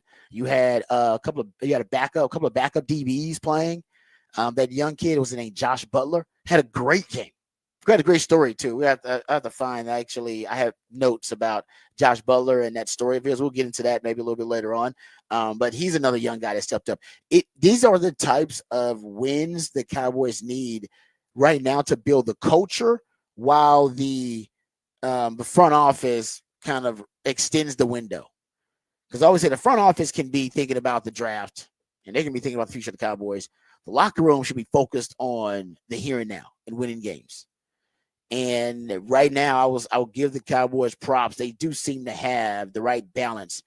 The front office should be thinking about the future, because, the Cowboys they really do need to make sure that, honestly, they have they hitting this draft coming up. They got to have the right strategy for the draft too, to extend this window after signing Dak, and then they're going to sign Micah and the CD, and that's going to be kind of your big 3 that you start to build around. But I heard Micah say that ain't nobody in this locker room tanking. Basically, there's nobody in this locker room that's tanking, and that's the attitude that the locker room needs to have. There's no tanking here in the locker room. The tanking process should be taking place in the front office, but in the locker room, no, man. Those guys should be fighting like hell to win every game. And I've said the Cowboys been playing hard. I don't think we realize how impressive that win was. That was a 7-4 Washington team. Now they have lost 3 games in a row now. And maybe they're hitting their wall. But considering all the adversity the Cowboys are facing, really impressive win. No, I think it's worth mentioning that, because we come off a lot of times very, very hard on the Cowboys. Yeah, and the main reason is because this team has been is supposed to be a Super Bowl competitive team. That is where they want to be. That is where the personnel and where they're at in the cycle of this team. They should be pushing to compete for a Super Bowl. And so when you're judging them at that light, then they fall well short. But they're also not that far away from being back to a competitive team in the playoffs and being able to set themselves up to take those next steps. They're not that far off. And wins like that are a perfect example of that. There's still a lot of talent on this roster. There's still a lot of heart in this roster. It's just the simple things, the small things that didn't get put together this season. That's why you got a pretty, why you've had the outcome you've had. But at the same part, there is still a lot of talent on this roster. They're not anywhere near a position of what the Giants got to, or the Jets, or some of these other teams that are long-term massive problems. They're not anywhere near those dumpster fires. They're in if you just did a couple things, everything could be different. And so it's a different type of frustration, because games like that show you there's still talent on this roster. There's still heart on this roster. Yep, totally agree. Michael Parsons says, I'm not done yet. I don't plan on tanking. If the higher ups are looking for a draft pick, I hope that's ruined, because we got a lot of football left to play. As long as I'm part of this team, we're always going to fight. Love it. That's how your leaders should be talking. Yep. Like almost like opposed, in opposition to the front office. Like, y'all want to tank? And they should be thinking about, hey, what's best for the future? And it's like, but right now, y'all brought me in to win games. Y'all brought me in to compete. I love that competitive attitude from Michael. And yeah, that Josh Butler, love this story. He went undrafted in 2018, had a hell of a game. He had his 4th career game was that game versus Washington, and he had 3 PBUs. It was his 2nd start of his career. He had 3 PBUs, and I believe they were all on 3rd down, or at least 2 of the 3 were on 3rd down. That Josh Butler. So they were like pivotal PBUs in that game. So that the Cowboys are, like I said, there's a positive culture building in the locker room. They're not going to be winning games or competing for the playoffs, but it's good that the message in the locker room is fight like hell. Yeah. Just fight like hell. That's it. I don't even know if we're going to be good, but we're going to fight like an SOB, man. No, we are not going to be an easy win. We are not going to be a pushover. You better come in here strapped up and ready to go. Cowboys going to give you a fight. I like that. I think it's, some of that change of mindset from we're supposed to be the team that wins to let's prove everybody wrong. It seems like it's a healthy way for the team to be going right now. It is. I totally agree with you. Like, it's a really, that's a great point. That win showed you that there is some like there's some positive culture happening with the Cowboys in the locker room, even amidst the salacious headlines and all the talk about Jerry Jones and him and his mistakes and how the Cowboys are more style than substance. Nope, there's substance, and that win showed it. There's plenty of substance there with the Cowboys. We just talk more about the style and the headlines. But I like you said, I loved what I saw from that guy. It was the wildest, most chaotic game probably in NFL history, and the Cowboys came out on top of it. A lot of adversity to face in that game, ups and downs, roller coaster of emotions, and the Cowboys came out with the win without probably without half of their best players, like half of their top 10 players on their team, half their payroll easily. Yeah, with Dak. Yeah, no, that Dak and DeMarcus Lawrence, Zach Martin. Yeah, you're right. Yeah, no, you're right. I totally agree. Trevon Diggs, you're right about that. And still came out and had a hell of a win against a good team. Team that's got a chance to win that. Well, they had a chance. Now Philly's going to win that division. Going to run away with it, actually. All right, let's talk about the Texans a little bit. Man, I got a couple of troubling stats about the Texans. So first of all, I don't like this injury update. Jalen Petrie is going to miss multiple weeks. Ooh. He's going to be out. Got a partial pectoral tear. So he's going to be out for a couple of weeks. That's unfortunate. Saw that from Tom Pelissero. And if you go look at the third downs, I guess this is good news. They are no longer the worst third down team in the NFL when it comes to third and long situations. They were averaging the most yards to gain to convert third downs. Now it's the second most yards to gain to convert third downs, 8.2. Seahawks are at 8.5. So that's actually an improvement because they were last in the NFL. But then I saw these numbers about the interior offensive line for the Texans and the pressure that CJ Stroud has been under for 4 of the last 5 games. I believe he's had he's been pressured on at least 40% of his dropbacks, and that's a lot. And now I'm starting to see a lot of that pressure is coming from the interior. Shaq Mason and Kenyon Green, 31 pressures allowed by Shaq Mason so far this year. That is the second most by guard. Kenyon Green has allowed 27. That's the third most. That's and crazy. If you go, yeah. Sad. If you go look at sacks for interiors for starting guards this year, 7 sacks allowed by Shaq Mason, 5 allowed by Kenyon Green. Those are also among the worst of the starting guards. And if you go look at the pass blocking grade for him, apparently the pass blocking grade 20 for Kenyon Green, 21.4 pass blocking grade on I think on like passing downs. It's just been terrible. So the Texans right now, their pass protection issues are a big part of and I haven't looked into the run game. I mean, I know those guys struggle a little bit too in run blocking, but man, the Texans offensive line right now, I don't know if there's a fix when your interior offensive line is blocking as poorly as the Texans interior offensive line is blocking. Move in the pocket, roll in the pocket, maybe some things you can do. But that's something the Texans got to figure out quickly. Because that's pressure right up the gut. And that makes sense as to why there are so many unblocked pass rushers. Also, the Texans lead the NFL stealing unblocked pressures and guys having free shots at your quarterback. I believe a lot of that is miscommunication on the interior offensive line. And those stats kind of back it up. That's one thing. And I mean, like, I don't want Cal McNair to meddle in the Texans because it's really not normally good if an owner meddles at all. But if I were running a team and I had a star quarterback who I was going to probably invest a lot of money in very soon, I would probably be going to my general manager and asking why my offensive line coach still has a job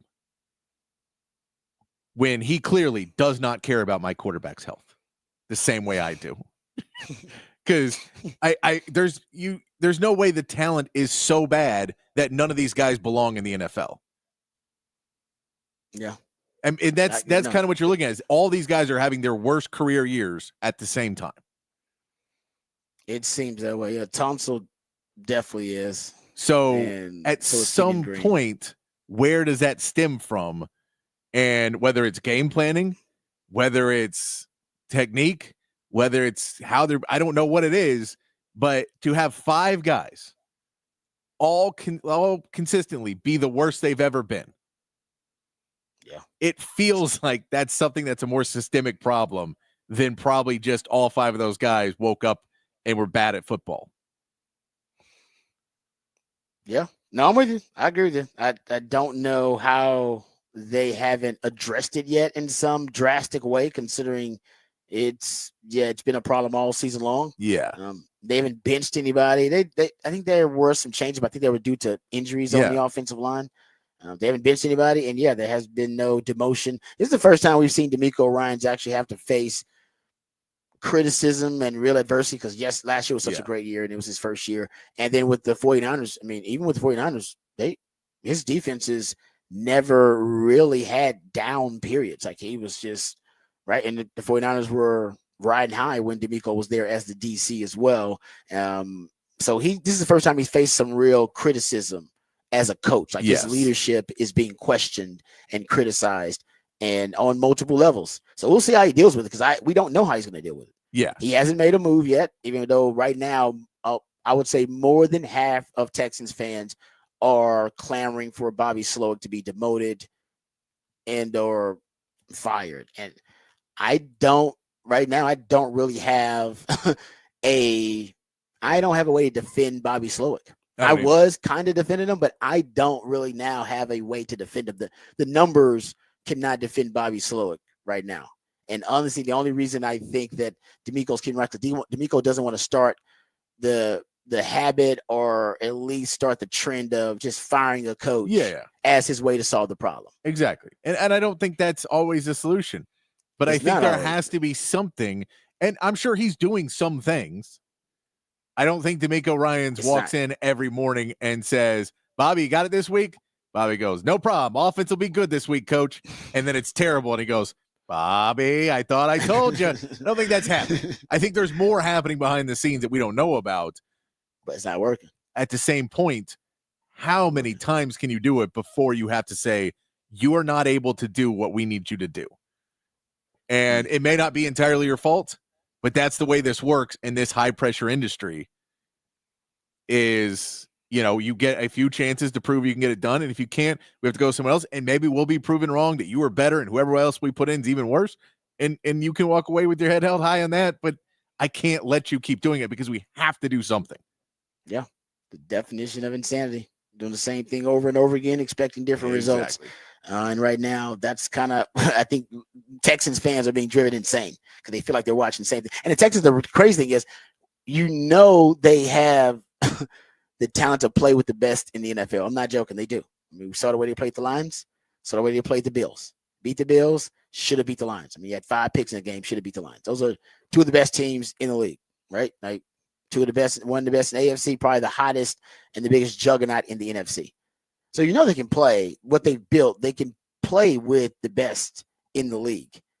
But they also, because of how inconsistent they are, they can lose to the worst in the league, as we just witnessed. The Jets, the Titans, on any given Sunday. Yeah. And that is the dread of being a Texans fan right now. No matter when they play Kansas City, a Texans fan be like, you know what, man? I wouldn't be surprised if they play with Kansas City all the way down to the wire in the fourth quarter. I wouldn't be surprised at all. No, Baltimore too. No, I wouldn't be surprised. But I also would not be surprised. Who's the worst team that got left on the schedule? Whoever they are, I wouldn't be surprised.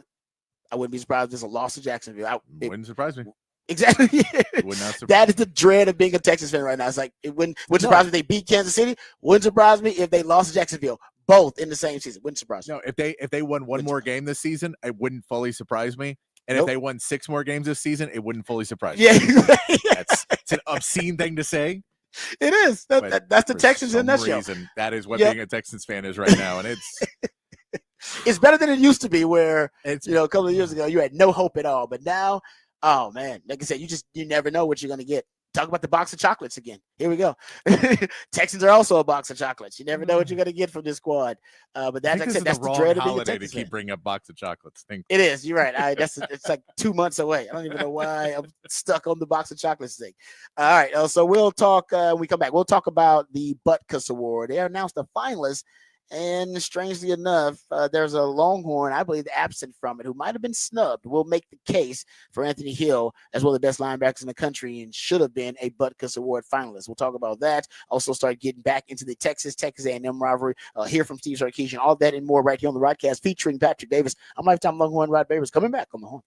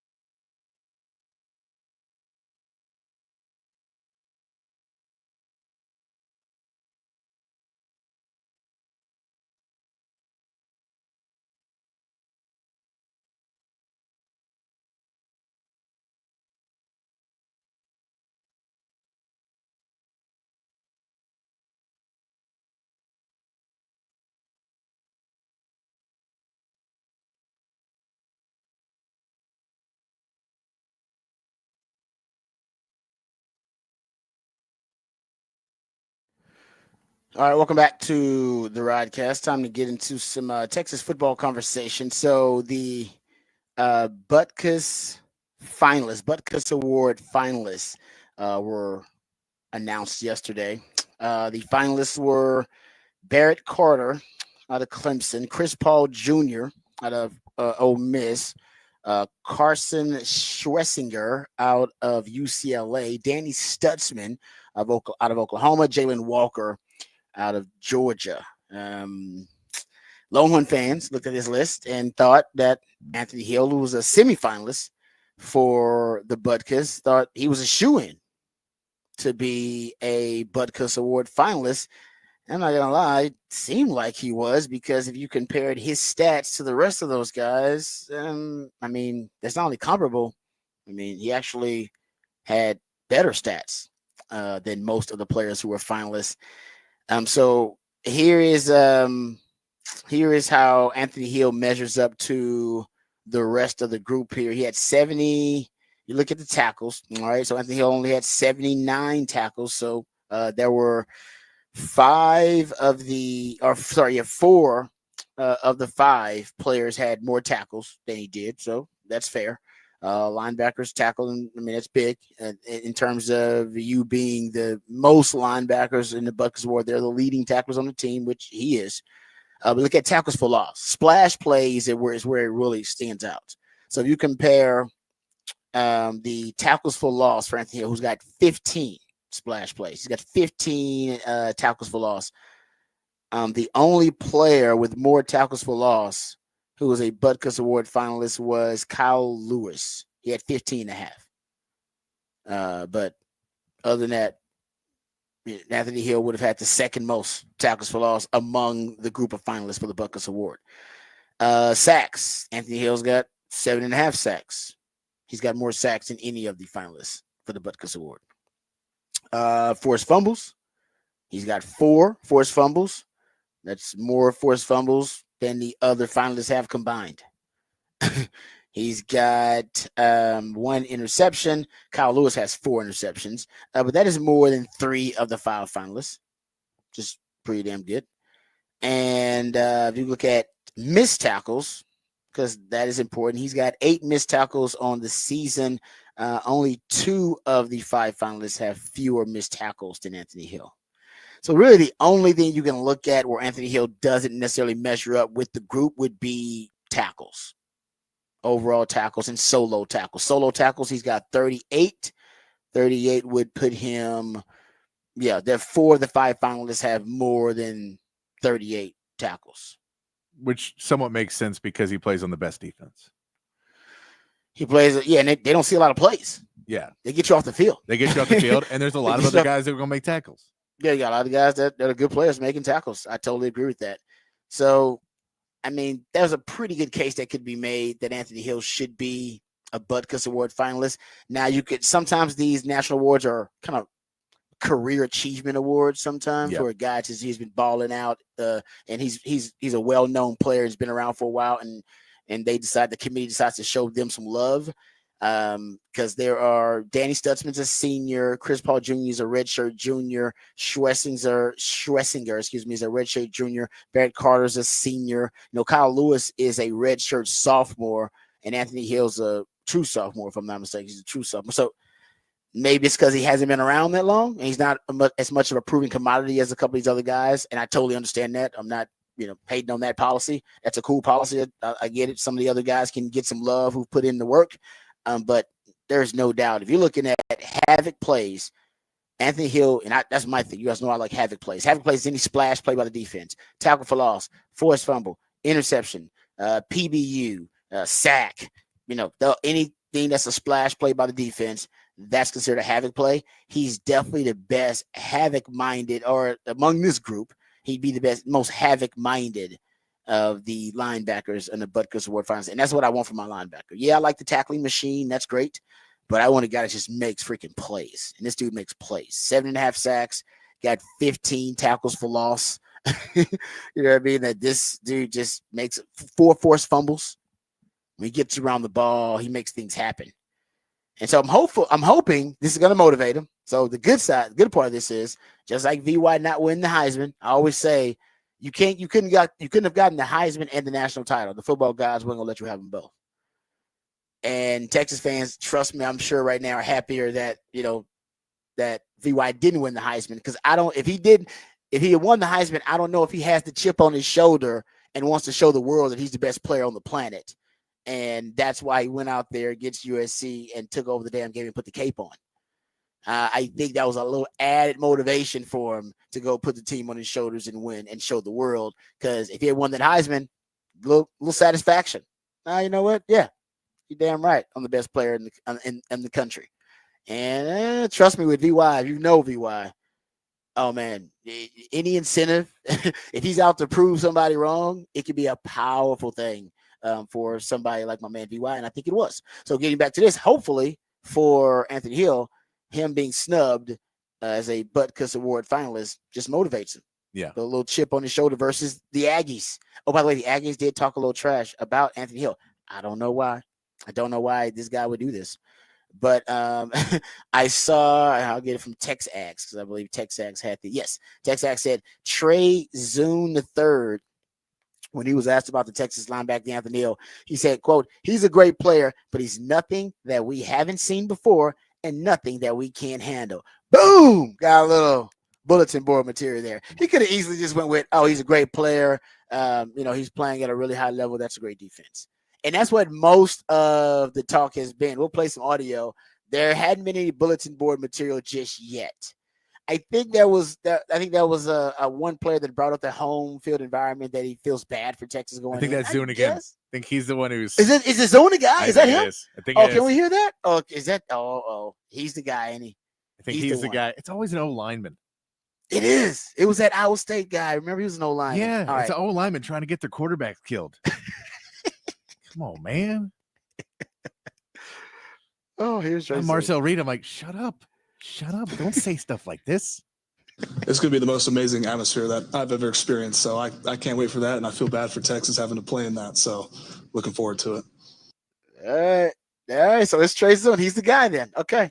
Yeah. And he also said about Anthony Hill, he's a great player, but nothing that we haven't seen before and nothing that we can't handle. Last time somebody talked some trash about Anthony Hill, I believe it was the Gabe Eichert. Remember the analyst for Oklahoma when he said about Anthony Hill, attack number 0, he's good, but the worst player in their front seven.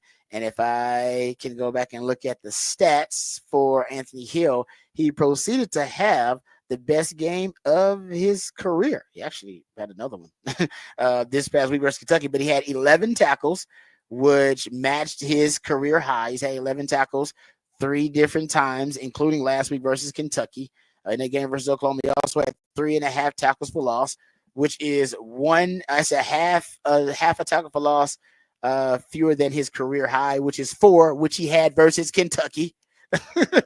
And in that Oklahoma game, he ended up with 2 sacks, which matches his career high, which he had versus Kentucky. Anybody notice a trend here?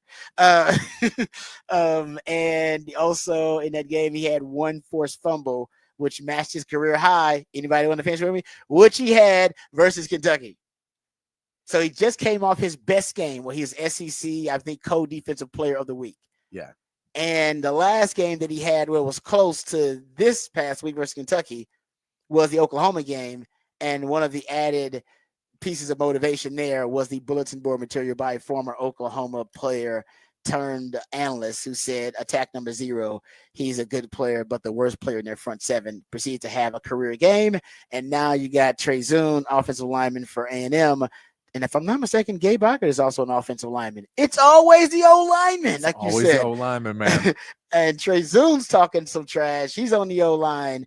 And you got Anthony Hill coming off a career game versus Kentucky, and he got snubbed for the Butkus. Can we all predict career game again for Anthony Hill? I will predict it. Yes, Black Shadon's predicting. All the signs are pointing to another career game for Anthony Hill versus the Aggies. Love it. And it was versus a rival, Oklahoma. Beautiful. All the signs. They keep pointing to it. Boom, boom, boom. All right, we come back. The signs are pointing to what the facts, what the stats. Got a ton of them to share with you on the other side, right here on the Rodcast, featuring Patrick Davis. I'm Lifetime Longhorn. Rod Babers coming back on the horn.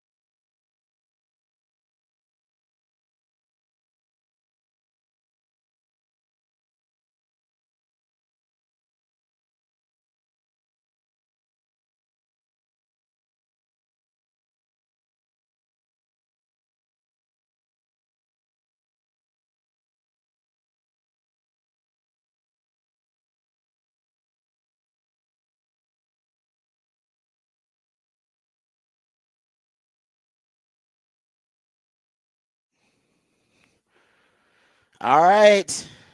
What the facts? What the stats? Oh, man. Houston fired their offensive coordinator. How about that? Not the Texans, the Cougars. That was that scary for that. I was like, really? That what? Huh? I was like, what? That didn't come across my timeline. The Cougars. Sorry, the Cougars fired Kevin Barbie. There you go. Willie Fritz made that announcement I don't know, 30 minutes ago. Sorry, I should have phrased it differently. No, you knew I what you were apologize. doing. You knew what you were doing. Just wanted to give Patrick a little heart attack. Actually, Patrick would have liked that. He got excited. I like the giving someone else play calling duties. I don't necessarily want to get rid of Bobby Slowick and throw off all continuity. Just say Jared Johnson. That's all I'm saying. Johnson I'm not saying you got to fire him. Now the offensive line coach, he does not need a job anymore. But that's after the season. You don't want to do it right now. I'm fine right now. Go get anybody else. Whoever the assistant O-line coach is, you've been promoted, brother. Good for you. Go find. You can't be worse than this guy here. That's what I'm saying. You can't be worse. I don't know how. I don't even know what your resume is, but you can't be worse than what's going on here. I agree with you on that. Speaking of O-lines, the Texans D-line, they're giving opposing offensive lines all types of issues. I remember I told you guys the Texans have the best pass rushing edge duo in the NFL. Now they're proving it. Will Anderson, 9.5 sacks. Danielle Hunter, 10 sacks. That would put them both top 5. Both top 5. That's impressive. And you know who I think is the second best pass rushing duo? You'll never guess what team has the second best pass rushing duo based on sacks. You'll never guess it. I wouldn't have thought this. I don't know. There's a Houston connection. That's the hint. And you'll still never guess it because I wouldn't have guessed it either. It's the Vikings. The Vikings. Yeah. Because Jonathan Grenard. Yeah, he went over there. They got 9 sacks. They got 2 guys with 9 sacks on the season. Van Ginkel. Ryan Flores bringing that pressure. Yep, that's exactly right. And yeah, I wouldn't have guessed that they have maybe the second best pass rush in the league, but they're getting it done. So there you go, Texans. The Texans have wasted. This is going. I'm sorry, we're talking too much Texans, but they've wasted games where. Well, how many sacks they have in the last game? 8 sacks against Will Levis. They had 5 interceptions against Jared Goff. 8 sacks against Will Levis. Lost both of them. Come on now. Crazy, man. Hell, +3 in the turnover. I told you guys yesterday, +3 in the turnover margin is a 90% win percentage last season. The Texans have lost 2 games this season with being +3 in the turnover margin. Absolutely crazy. They're calling Lamar Jackson one of his many nicknames. Remember, Mike Tomlin calls him Mr. Jackson.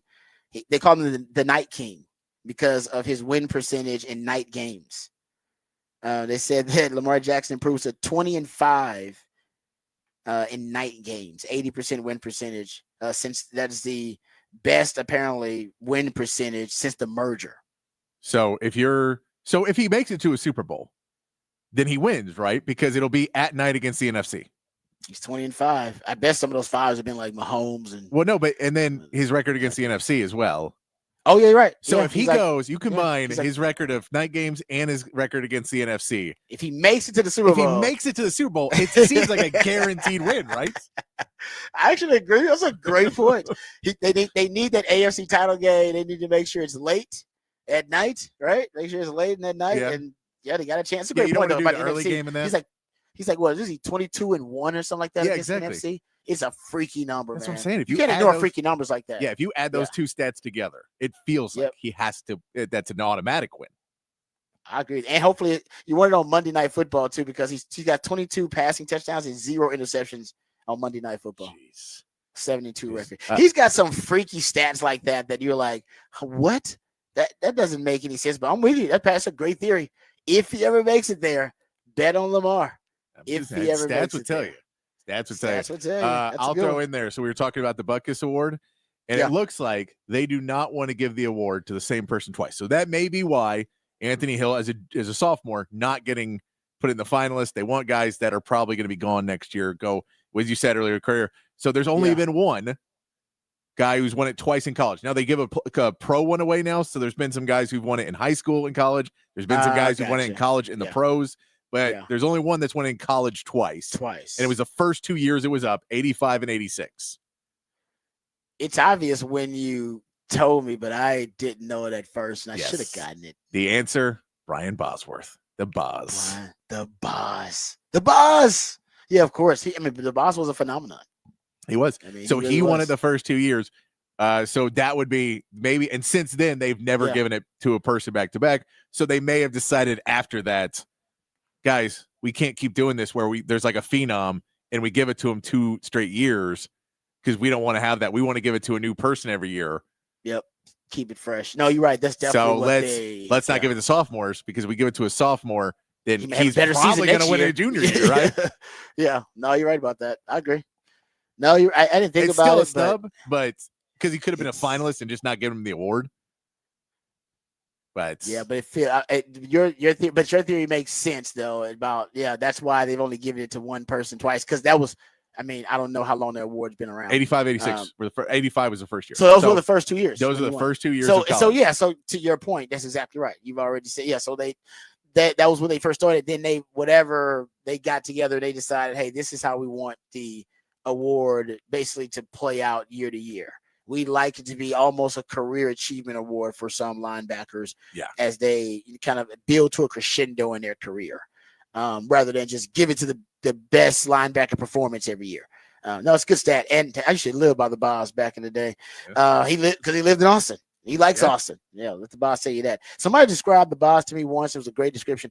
He was the Johnny Manziel. He was a defensive Johnny Manziel of his era for all the young people who like, well, who's the Boz? Yeah. Basically, picture Johnny Manziel, defensive side of the ball, back in the 80s. Yes. That was the Boz. Also, if you don't know who he is, he's the sheriff in the Dr. Pepper commercials. That is a he's also that. He's an actor. He's done a lot of other stuff too. Yeah, that's true. He does. He does kind of some weird cameos in movies and stuff, and has been an actor. All right, let's. You know what? I got some other stats, but you know what? We're close to the break, so let's get to the break here. Then we'll come back. Then we'll discuss the Hard Bowl from last night. I got some stats related to the Hard Bowl. We'll get into that a little bit, and also talk about, is Urban Meyer an a-hole, an alpha male, or clueless, or maybe all three. We're not sure about that. We'll get into it and talk about it. Also, other NFL news, notes, and nuggets. I got a take on the Texans I want to share with you guys. We'll get back to that. We'll talk about the Texas A&M game. Hear from Steve Sarkisian as well coming up, and also talk more about my experiences at that Texas A&M when I was on the 4 deck. Just how I know I feel old. They're rekindling the rivalry, but I have very vivid memories of being down there in Aggie Land. So we'll talk about that too coming up. All that and more right here on the Rodcast, featuring Patrick Davis. I'm Lifetime Longhorn Rod Babers, coming back on the Horn.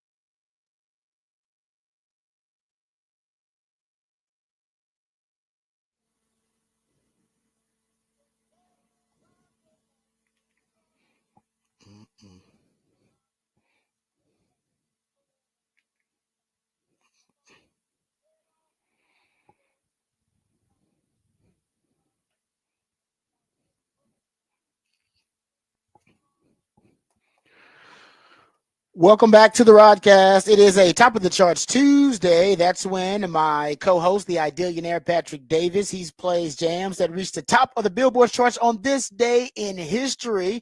So we appreciate my man Patrick hooking us up for a top of the charts Tuesday. Also, he hooks us up with the topic for the big fat poll of the day, which is already posted at the Horn ATX on X. Go check it out for yourself. Patrick, what is the topic for the big fat poll of the day? Big fat poll today. How many rushing yards will Texas have against A&M?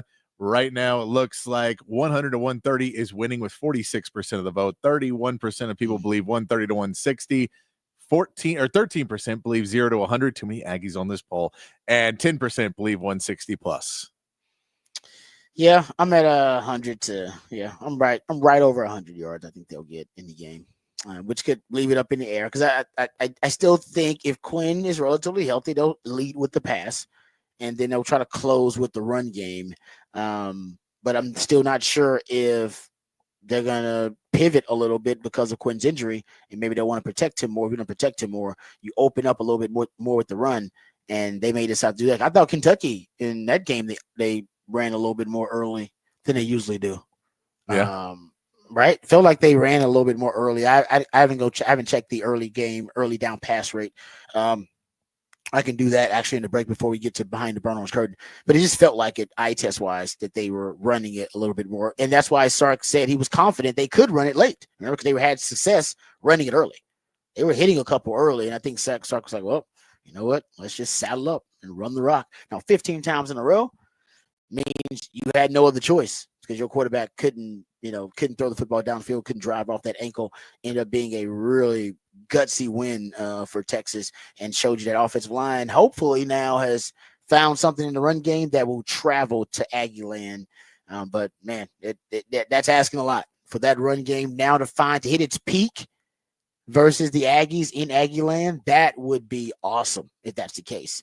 Not really sure, but like I said, we haven't seen the run game, in my opinion, look that impressive all season long, considering the circumstances. All right, good stuff there for the top for the big fat poll today. We will discuss some NFL news, notes, and nuggets here. We're going to talk about the Harbaugh last night. John Harbaugh, once again, big brothering Jim Harbaugh there. We'll talk about it, talk about the the incestuous kind of nature of those two squads, considering they're both head coached by Harbaughs. We'll get into that and the play, and very reminiscent of a play that turned the game for Texas earlier this year, a play where John Harbaugh decided that, he was gonna risk it all. And actually paid off for him and the Ravens in a big way. We'll discuss that too coming up. And we haven't talked about it, but we'll look around the NFL a little bit and what happened this past weekend. A lot of upset wins. The NFL was kind of drunk this weekend. I think that Dallas Cowboys Washington game was an example of it. Hell, even the way the Texans played may have been an example of. We've talked about those games, but I want to look around the NFL a little bit. The Chiefs won again in walk-off fashion. Do you realize the Chiefs have done that? We'll talk about it. This is their fifth walk-off win. Fifth walk-off. Like last play done, game-winning field goal, or a game-winning stop, a blocked field goal, which they've had. Crazy. Game-winning touchdown drop. They've done it 5 times, guys. I told y'all when I was watching early season, I was like, they're not good. They're just clutch. They're not. If you watch the Kansas City Chiefs, you believe you can beat them. Yeah, the defense is good. The defense is good, but even the defense has shown some cracks lately. Okay, they're not great. They're good, of course. Yeah. They're not great, and they're not great. I say they're good. They're not. They're. But me, I think when I'm thinking about the Kansas City Chiefs, I'm thinking about the dynastic run they've made. So I'm comparing this team to their previous teams, and they're not even close to being as good offensively. And you're right about that. Defensively, this is one of the better groups they've had. But even defensively now, hell, man, Carolina. We'll talk about it. Carolina looked pretty good. Yeah. And so did Bryce Young versus that defense. Now, we got to give Carolina some props because Bryce Young, who's gotten the starting job back, nobody's talking about it, but Bryce Young may be you know what? Maybe turning a corner. No, and maybe benching a quarterback. Dave Canales, though. Maybe benching a quarterback is not always the worst thing. In that moment, I know we can talk about with Anthony Richardson. It's the same thing. Maybe Bryce Young as well. Maybe a little bit of watching it from the sideline, still coaching them strong while they're in the, because there's a difference between benching and giving up on. And I think that's where people miss. That you bench them and then you're not in practice still trying to make them the starting quarterback. No, it's a societal thing. Like, our education system is like that too. Like, we think we're being too hard on kids, and we're actually, in my opinion, like, we're hindering their growth and development. Like, sometimes you need to be coached right. Sometimes being benched is the best thing. Sometimes getting an F is the best thing for you. And they're like, don't give my kid an F. Don't give him an F. Don't fail my kids. Like, your kid needs to be failed. Your kid needs to be publicly embarrassed and shamed. And then maybe it will. No, I'm serious. And then I remember being publicly embarrassed. And I'm like, I don't ever want this to happen again. Yeah. No. Yeah. I remember going out there and playing in games, in football games, as a youngster in middle school, and going, man, that was embarrassing and shameful. I had, whatever it was, whether I got ran over by somebody or because I dropped the pass. No, that's not happening again. So what I do? Start to work on that. Got to work on catching passes. Now, don't make any jokes about my hands, but still, things like that. Like, I had to work on getting bigger and work on tackling. Like, sometimes it's good for you. I don't want get benched. I don't want my kid to be embarrassed and shamed, so I'm going to share this on my TikTok with my followers. Come on now. We're all just trying to, everyone's trying to shield their children, these days from any type of disappointment and hurt and failure. And it's like, no, those are the things that help you become a better human being. It helps you to cultivate work ethic. It helps you to learn about, failure, and to learn about success and what it takes and commitment. All those things. Like, you got to learn that, and people are trying to shield their kids from that. No. It kind of reminds me about why people are getting, they get all distraught and upset when they bench a young quarterback. It's like, no, it's okay. They need to be benched. It's all right. Anthony Richardson needed to be benched, and then he's better for it. Do we know everything that went into the benching? Not really. We may know some of it, but do we know why he was better after the benching? Yeah, because he put in more time. He did not like being demoted like that. And he probably put in more time, probably put in more work, probably got there a little bit early, probably started paying extra attention, crystallized his focus. Benching still works. Yeah. It's like giving a kid, wouldn't get every kid. All the kids don't deserve that. Some kid, hey, man, you need to work them a little bit more. But some kids, no, fail them. It's okay. Michael Jordan, get cut from the squad. It's okay. It's okay to get cut from the squad. I know it hurts your kid's feeling, but it's okay. If your kid really's got that dog in him, it'll wake that dog right up. Sometimes you got to have tough conversations with children. And I know that's not fun, but it exists in life. You have to have tough conversations. That also has had an effect on the conversation about benching young quarterbacks. Yeah. It's like, no, quit trying to shield them from it. That's okay. They need to be benched. If they have the football character that you thought when you drafted them number one or drafted them that high, benching will not psychologically damage them. They're not that fragile. And if they are that fragile, you drafted the wrong one. Okay, we all agree. If you're Carson Wentz fragile because you got benched and you can't come back from it, all right, then you drafted the wrong one. It's okay. And it's okay to be fragile like that. Not everybody's built for being a franchise quarterback. Got to weed, we got to find a way to weed out those guys. So the benching for Bryce Young, we'll talk about it. It worked. The benching thing is starting to work. I know everybody's against it, but hey, that's 2 for 2 that you've benched young quarterbacks this year and they've got a chance to play and improved as a result of it. It's okay. It's all right. All right, let's get to the Horn headlines. We'll come back. We'll dive into some NFL news, notes, and nuggets. We'll get into the Harbaugh Bowl a little bit, and also we'll talk about the Kansas City Chiefs and look around the NFL and start talking about Texas A&M, all that and a lot more. But first, let's get educated, updated, and informed with all the top stories of the day with Patrick Davis and the Horn headlines. All right, your Horn headlines brought to you by Top Gun Rentals and Lawn Equipment. In the NBA, the Mavericks topped the Hawks 129-119 last night.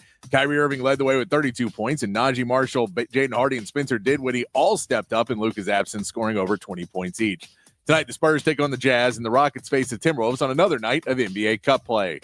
In college basketball, unranked Memphis pulled off a major upset, knocking off number 2 UConn 99-97 in overtime in the Maui Invitational. Number 4, Auburn also pulled out a close one in Hawaii against number 5, Iowa State, 83-81. Tonight, more top games around college basketball include number 6, Houston against number 9, Alabama, number 1, Kansas facing number 11, Duke, and number 4, Auburn taking on number 12, North Carolina. In the NFL, the Ravens wrote a 3-touchdown performance from Lamar Jackson to knock off the Chargers 30-23 on Monday Night Football. John Harbaugh's record against his brother Jim is now 3-0 in the NFL. And that is your Horn headlines.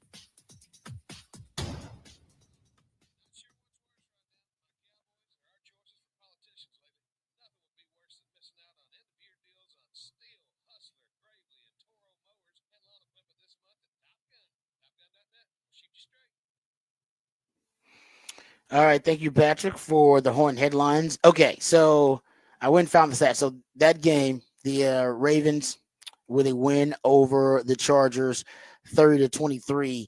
That game turned on a really and by the way, John Harbaugh was being aggressive even before this call when he went for it on 4th and 1 at their own 16 in the first half.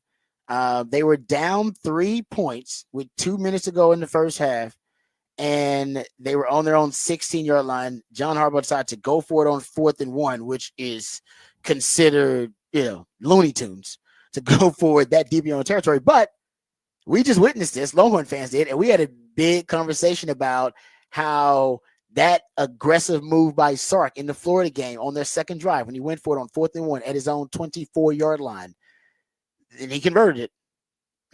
How it really flipped the game, like it just snatched all the momentum in that game, and I felt like this 4th and 1 deep in their own territory, which, by the way, the football gods usually punish you for moves that are this arrogant. You're not supposed to go for it when you're that deep in your own territory. And the Ravens are one of the more aggressive teams in the NFL. They should be. They got Derrick Henry. They got Lamar Jackson. John Harbaugh's always been an aggressive analytics guy. So I'm sure he's got the numbers on exactly when you should go for it, but I would love to see the numbers on the success rate of going for it that deep in your own territory on 4th down. But regardless, they converted it. They used Mark Andrews as a under center. He went under center, and he was kind of the wildcat quarterback there. Quarterback sneak, got 2 yards on that same drive. They get the 40-yard touchdown on that drive from Lamar Jackson, and that really sparks the momentum. I would say it snatches the momentum in the game for the Ravens. I don't know if they ever relinquished it after that. How rare is it for a team to go for it that deep in their own territory in the first half? Okay, so here's it from ESPN Stats and Info. It's a reliable source. They say that no team had converted a 4th down that deep in their own territory in the first half of a game since the 2012 Rams, and they did it on a fake punt. So I would like to go back before that and see who did it with an offense as opposed to a trick play or a fake punt. Because the Cowboys do that now all the time, the fake punt. They don't convert them. No, but they go for it. The fake punt. But that is remarkable. So I don't know. I'm going to try to do research. I don't know if I'm going to be able to find when last time it happened. I thought I may be able to dig a little bit deeper, but I don't think it happens. That is a remarkable show of testicular fortitude and trust in your guys, because if that goes the wrong way, that's an easy score, help maybe a touchdown for the Chargers, and you're already down 3, and then you're down 10. They were down 10 actually at one point, and that didn't matter either, because this season, if you go look at the Ravens, when they've been down 10 points, they're 4-1 this season. When they've been down 10 points at any point in the game, straight up. 10 plus points, actually, at least 10 points, I should say, at least 10 points at any point in the game. They're 4-1 in those games. They've actually won 4 straight when trailing by at least 10 points. The rest of the NFL, 18-130 straight up in games where they trail by at least 10 points at any point in the game. So the Ravens are winning like 80% of their games when they trail by at least 10 points in the game, and the rest of the NFL is winning 12% of their games. And it's because the offense is so damn explosive. Like that offense, I mean, right now, just the 40-yard bomb that we were just talking about that they had on 40-plus yard throws for Lamar Jackson this season, he has a passer rating of 111. 30-plus yard throws. I went for 30-plus yard throws, so it includes 40, but 30-plus yard throws this season, 111 passer rating. You got to stack the box to stop Derrick Henry and Lamar Jackson's running ability, and you got no choice but to leave guys one-on-one on the outside. I mean, that's just you schematically. There's no way you can hold up against that run game and also win the numbers game in the passing game on the back end. So once you devote numbers to stop the run, which most teams are going to do, it leaves Lamar Jackson looking at man-to-man coverage. And he can, man, the way he's throwing the football right now and the way that he has improved as a passer, that's just easy pickings for him. He's got 5 games with a passer rating of 135 or higher this season. The rest of the NFL has 17 combined games by all the quarterbacks. He's got 5 on his own. Like he really is unless he's playing the Steelers, he is in a different stratosphere as a quarterback.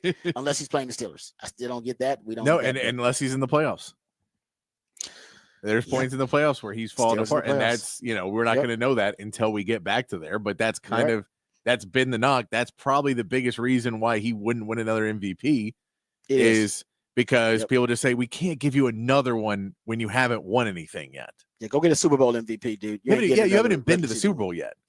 Go get a Super Bowl MVP. I don't knock that. Who else you gonna give it to this season? I mean, Josh Allen and Saquon Barkley now making really good cases. Jared Goff's making a good case. But you're right. I think you're right about that. How crazy would it be if Saquon won the MVP and the NFL had to start paying running backs again? It just went, man, we really devalued him, and that backfired on us quick, didn't it? Oh, him and Derrick Henry, and both of them are older, right? They're older backs. I mean, now, Joe Mixon has been looking better this year. Mixon looked really good. Josh Jacobs is a guy that you wouldn't think would go and moved to a different team, is having a great season. Yep, it's crazy. It is a renaissance year for running backs. I agree with you. It is. There ain't no doubt about it. Now, will they pay him again? I'm not sure. No, I mean, J.K. Dobbins doesn't look bad for the Chargers. No, so no, and that's another one. If you look at those Chargers, the games where they don't run the ball well, those are the ones where they have issues. And part of that is they get behind and they just start throwing it. But when their identity is Jim Harbaugh, it's running the football. And so when they have 25, 22 rushes, 23 rushes in a game for 65 yards, something like that, they're not doing well in most of those games. That's a great point. I agree on that. And that's why they need to actually think about stockpiling more receiver talent. They do. I think they need to get more running back talent, though, too, because you're basically running J.K. Dobbins as your guy. He's iffy to stay healthy. It's been his whole career. And, you brought in Gus Edwards, but it's fine, but come on, man. Mm-hmm. Yeah. No, I'm with you on that. This is a big draft for them skill position-wise coming up. I'm with you on that. Running back, wide receiver, because the defense looks great, and we know Harbaugh ball. They're gonna be able to run the football, no matter who they got back there. But if you got some dynamic players back there, you really can, change the game with some guys, not just move the chains with them. All right, So the Ravens. I mean, like I said, the Ravens. I think the Ravens offense might be, it might be one of the toughest offenses to stop, just because you got so many different things you got to worry about, so many variables. Not sure about that defense. I'll continue to say it. I don't know if a defense being the worst. I don't know if they're the worst still, but they're one of the worst pass defenses in the NFL. If you can make a Super Bowl run like that, I don't know if we've ever seen a team have that kind of glaring deficiency make it to a Super Bowl. But if anybody can do it, I think this Ravens team can do it. In today's NFL, where people are going to want to pass first, it's hard to base it on. We'll stop the run. Okay, cool. Yeah, exactly. Because only great quarterbacks are making it into the playoffs these days anyway. You got teams that are overly relying on their run game aren't making to the playoffs. You need, a franchise quarterback to do that. So we'll see with but that is the Harbaugh Bowl right now. John Harbaugh, big brothering Jim. We'll see if that continues to be the case. They're going to meet a lot more now because they're both in the AFC.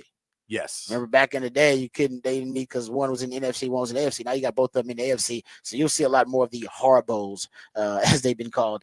All right, let's talk about Kansas City just for a second, because I can't believe it. But this team, how about this so far this season? I brought this up earlier. They have won 5 games so far this season in walk-off fashion. Absolutely amazing. After their win over Carolina, 30-27, they got a game-winning field goal. Remember I tell you about Patrick Mahomes, that he's a dual-threat quarterback that is essentially kind of masquerading as a pocket passing quarterback, but he's a dual-threat guy, and he only breaks out in it really when he must-have-it situations or in the playoffs or in really big games, and he did it again. There was like less than a minute left in the game. They got 1st and 10, and he scrambles for like 33 yards to get the Chiefs in field goal position to kick the game-winning field goal. 33 yards. He's like, most quarterbacks can't do that. Even if they do get the opportunity, they're not going to scramble 33 yards. That's because when he wants to switch up on you, when he wants to flip all right, to being a dual threat quarterback, he can do it at any time. Because he actually was that in college. I remember watching him and thinking, oh, yeah, it's kind of a nice dual threat element to him. Nope. He only uses it when he needs to use it at the NFL level. But they got 5 walk-off game winners this year. And walk-off wins, I should say, this season. And they're 8-0 in one-score games this season. The most wins in the league in one-score games. They're 8-0.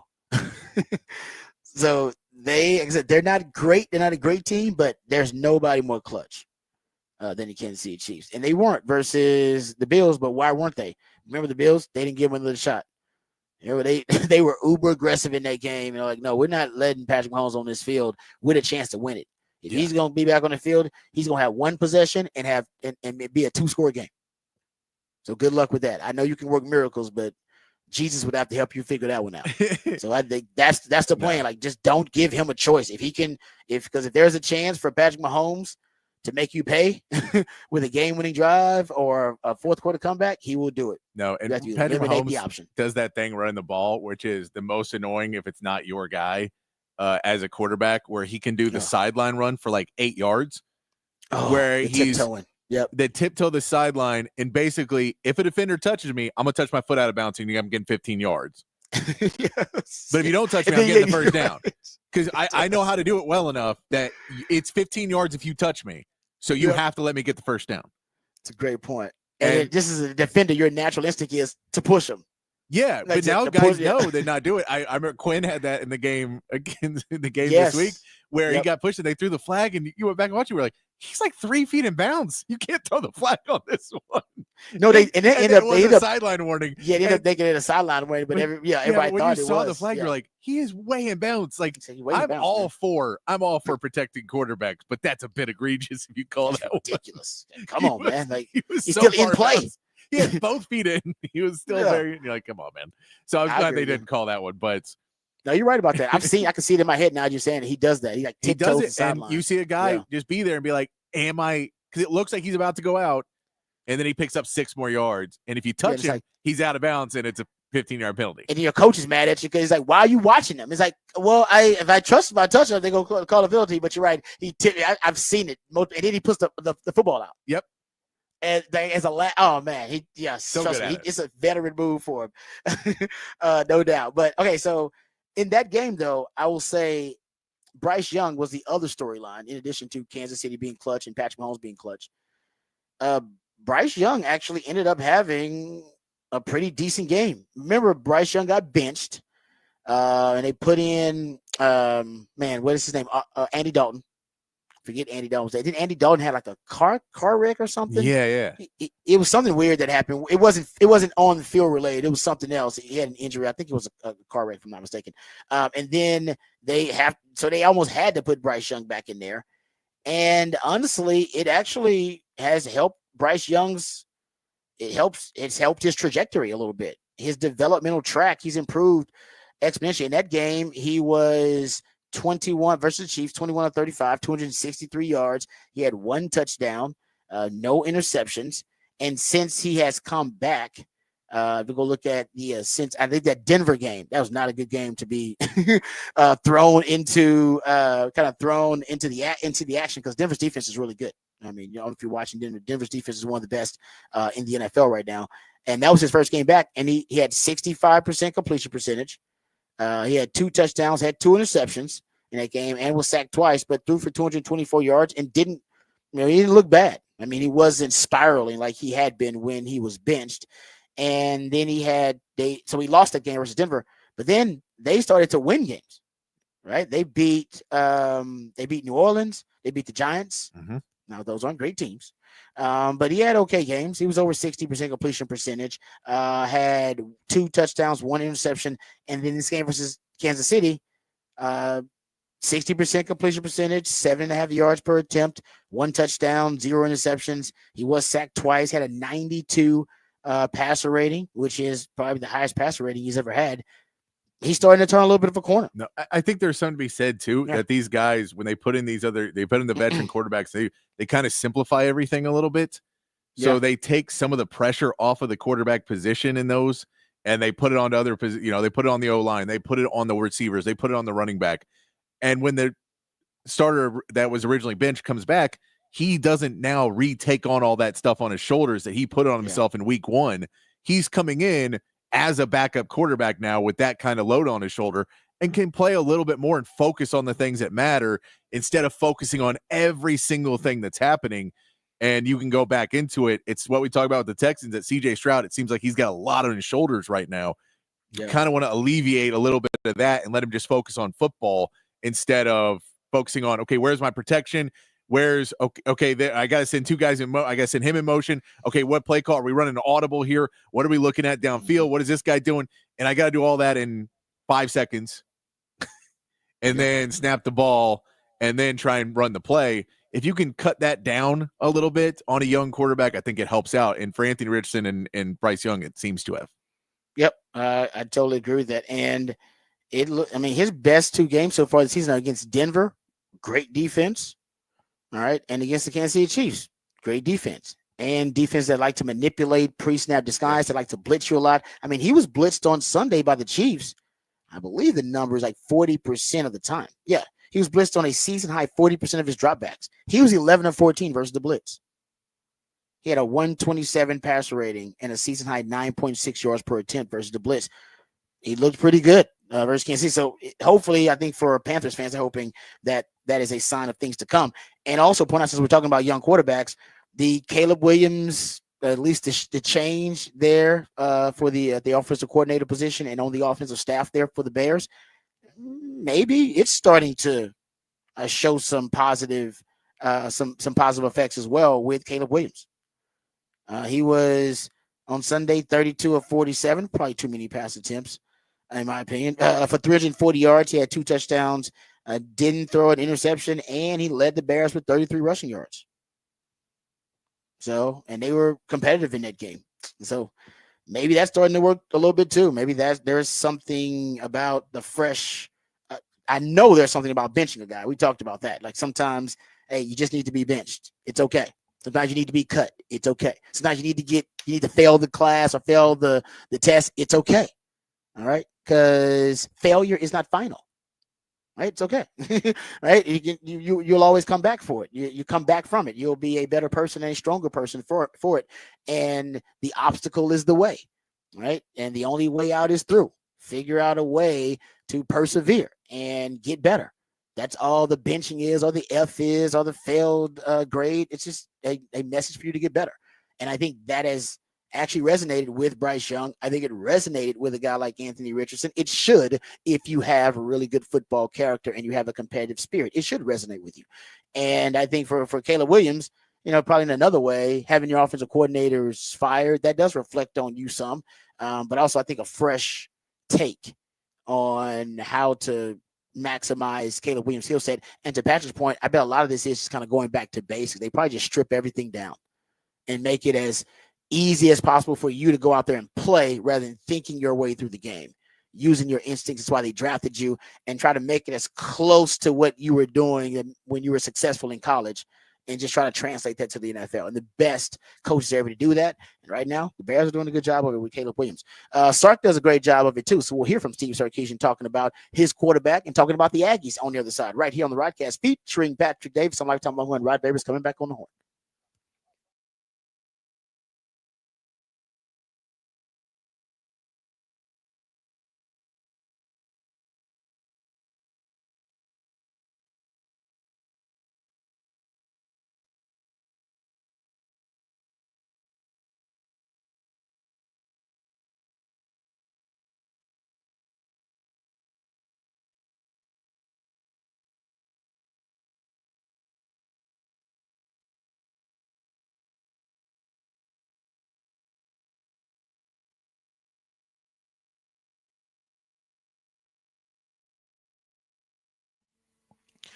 Hey, what's up, folks? Lifetime Longhorn Rod Babers here. Let's talk about my friend and dentist, Dr. Greg Eckert. He is fantastic, and so is his team. I owe them a huge debt of gratitude. I initially went there for a checkup and just to have my teeth cleaned. And while they were doing their very thorough checkup, they found that my wisdom teeth were actually growing in sideways, damaging my molars, causing all types of issues. I was on the verge of a disastrous situation. Thank God I was in great hands with Dr. Eckert and his team. They acted quickly, made sure I was educated and informed about the entire process, made sure I was more importantly comfortable with the process, got everything scheduled and had the procedure done. I was back at work within a couple of days. And thanks to Dr. Eckert and his team, my dental health and dental hygiene have never been better. And he can do the same for you as well. And right now, they actually have the ability to give you a brand new smile in just one day, permanently secured to your dental implants. No time spent without teeth. You'll get temporary fixtures until they complete your permanent smile. You'll smile again and eat freely without pain or discomfort. We're talking about a lifelike permanent solution. So if you've been told your teeth need to be replaced, don't freak out. Don't stress out. Don't get down or sad about it. Just call Dr. Eckert today to learn about this revolutionary alternative to dentures. It's a brand new smile in just one day. Sounds too good to be true. It's not. It's just Dr. U. It's a complimentary consultation, so you got nothing to lose but everything to gain, because a confident smile can truly change your life, and Dr. Eckert wants to change your life for the better. So no matter what it is, general dentistry, teeth whitening, dentures, porcelain crowns, veneers, dental implants, full mouth reconstruction, even root canal therapy, whatever it takes to ensure you're getting the best quality dental care available, that's what Dr. Eckert and his team are all about. Give them a call, 512-345-3166. That's 512-345-3166. Make sure you use those benefits before you lose those benefits. You got one more month left, and Dr. Eckert and his team can help you use those benefits to help you and your family. And right now, if you tell them that you heard it right here on the horn, you actually get a free Zoom whitening with any treatment there at Dr. Eckert's office. DrEckert.com, DrUeCKERT.com.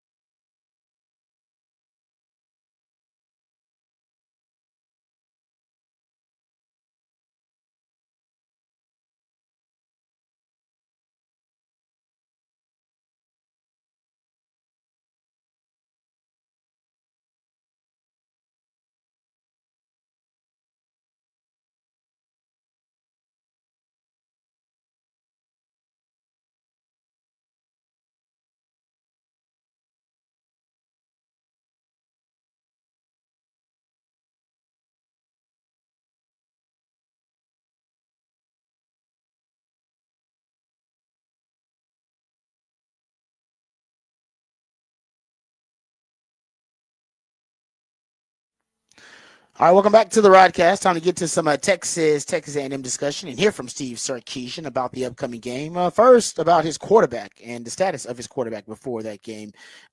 Quinn had a mild ankle sprain that he sustained in the game versus Kentucky. And here is Steve Sarkisian. He was asked yesterday about how Quinn is doing and the status of Quinn. Here is Sark giving the update on Quinn Ewers. I think he's doing okay. You know, our schedule is a little bit different. We're normally a morning practice team, but with this being Thanksgiving week and no school, we're not practicing until this afternoon. So I'll have a little better understanding when I get to see him really on the field, but he's planning on practicing today. So we'll see how that goes. All right, so Quinn's practicing. That's good news. I'm sure there will be added emphasis on Arch getting some first-team reps as well as a contingency plan. But if it's a mild sprain, Quinn will be ready to go. He better be ready to go because this Aggie atmosphere is going to be unlike anything the Longhorns have seen, even though they've played a lot of big games. Sark was asked about it. Here's what he had to say. As far as A&M, I don't. They've been in the SEC now for quite some time. There's a lot of big games that you have to play in this conference. So I'm not, they'll be ready to go too, I'm sure. Coach Elko is a good coach. He's been around the block. He's been in college football playoffs. He's done all that stuff. So they'll be okay. Yeah, they call it the 12th man for a reason. I mean, they really do. I can attest to it. I wouldn't BS you guys. I've been on that field and standing next to my teammate and not being able to hear them talk. All right. And so you got to use verbal signals. And I've been there when there's an emotional charge. Now, it won't be like it was in 99 after the bonfire incident because there was so much emotion after that tragedy.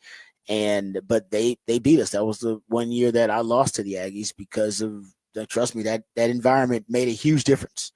And it won't be, of course, after a tragedy, but it'll be an emotional charge because it's been a decade plus since Texas played them. And there's been a lot of angst and vitriol and turmoil between the two in that time span. And hell, they just had one, the Schlossnagel thing. Like they were really hurt by that, guys. That hurt. Yes. That hurt them, man. That hurt them. And that's why you actually will hear from it. You gotta watch if you're Texas in terms of the logistics. You can't just stay close to Aggie Land. Like that actually is something that is a concern. We stayed in Aggie Land and had the fire alarms tripped on us a couple of times in the middle of the night. And a couple of guys got some food poisoning. So I'm not saying that was the Aggies, but that's, that's what happened. So Sark was actually asked about this at the presser. Sark was asked about the Aggies pulling some antics and doing the things they do. And he was asked, and I think it was Ed Clemens who was bringing up all the different things of the old school, the many times that the two teams have messed with each other, and this is Sark's response to that. We'll be ready. I'm gonna leave it at that. We'll be ready. Yeah, no, pretty standard for us. I'm not a big get out of routine guy, so our normal routine will be our routine. We'll get in there Friday, and we'll be ready to play Saturday. Okay. All right, I'm glad because, like I said, it happened. I never blamed the Aggies, and that's not why we lost. But I was there, and fire alarm went off a few times in the middle of the night, and some guys got food poisoning, and our starting quarterback actually got food poisoning at the time. And ironically enough, history repeating itself. Our backup, Chris Sims, that might have been his first start actually, if I'm not mistaken, for Sims. I think because of the food poisoning from Major. But anyway. I'm glad Sark is ready for it. So here, let's get to this cut here about let's talk about the speakers, because I saw this report. KTBX, a real station down there close to Agland, because I thought it was a fake story. And I saw a reporter reporting that there were speakers on the field and that the speakers were brought in to be used for the Texas A&M game. She reported that. And I thought to myself, man, that's crazy. But Sark was asked about it, and apparently it is true. Here's what Sark had to say. First is the speakers have to be turned off when we're getting ready for play. So make sure the officials know that. The second key to that is, I think it's a mentality that we work on all of the time. We don't wait for games like this to say, hey, we got to have great poise and composure. We really try to work on that throughout the summer, throughout training camp, as the season goes on, so that when games like this come, we can play a really poised and composed game. Or even last Saturday when everybody, you could almost feel a level of frustration with everybody in the stands and ourselves included on the sidelines of, we had 3 out of 4 plays, we put the ball on the ground, that we were able to regroup, resettle, keep our composure, and stay together as a team to go do those things. And so, again, I don't think this is like a one-shot thing where we're talking about poise and composure when it's a big game. I think there's a level of consistency in our approach to that that allows us to feel comfortable talking about poise and composure when you're going into a game like this. There you go. Start talking about the poise and composure that will be needed going into this game. Yeah, those speakers are going to be used in the game. This is my thing. If that is indeed the rule, that you can have, basically, you can pipe in noise, right? You can pipe in artificial noise, and that's allowed as long as it cuts off in between the snap, right? From the snap to the end to the whistle. Why don't you just build football stadiums with the artificial noise down there? I'm sure there's reasons like that some coaches wouldn't want it just on there anyway. No, I'm saying because then the ability to control it, yeah, like in a smart way, like you can shut it off and shut it on, just like you do with the lights. I can turn it on and turn it off. I can turn it on for their sideline and turn it off for ours. I can do whatever I want. I can flip it, do whatever I want. What you would think they would almost build them where you could have it already in there. Yeah, already. Because I didn't know it was legal like that. I didn't know you could just pipe it in. My guess would be that there's some thin line of legality to it, and if you tried to do it all the time, multiple, then it would get stopped, and you couldn't do it. But I mean, we'll see. It's legal, obviously. Well, for now. Yeah. Oh, you saying when they make it illegal, then you still use it? Then you can use it for like all of your displays and all of your. You're obviously all of the in-game promotions, marketing, all that kind of stuff. All the music that you use during the game. We'll see how much they can use it and how much they do use it in the game.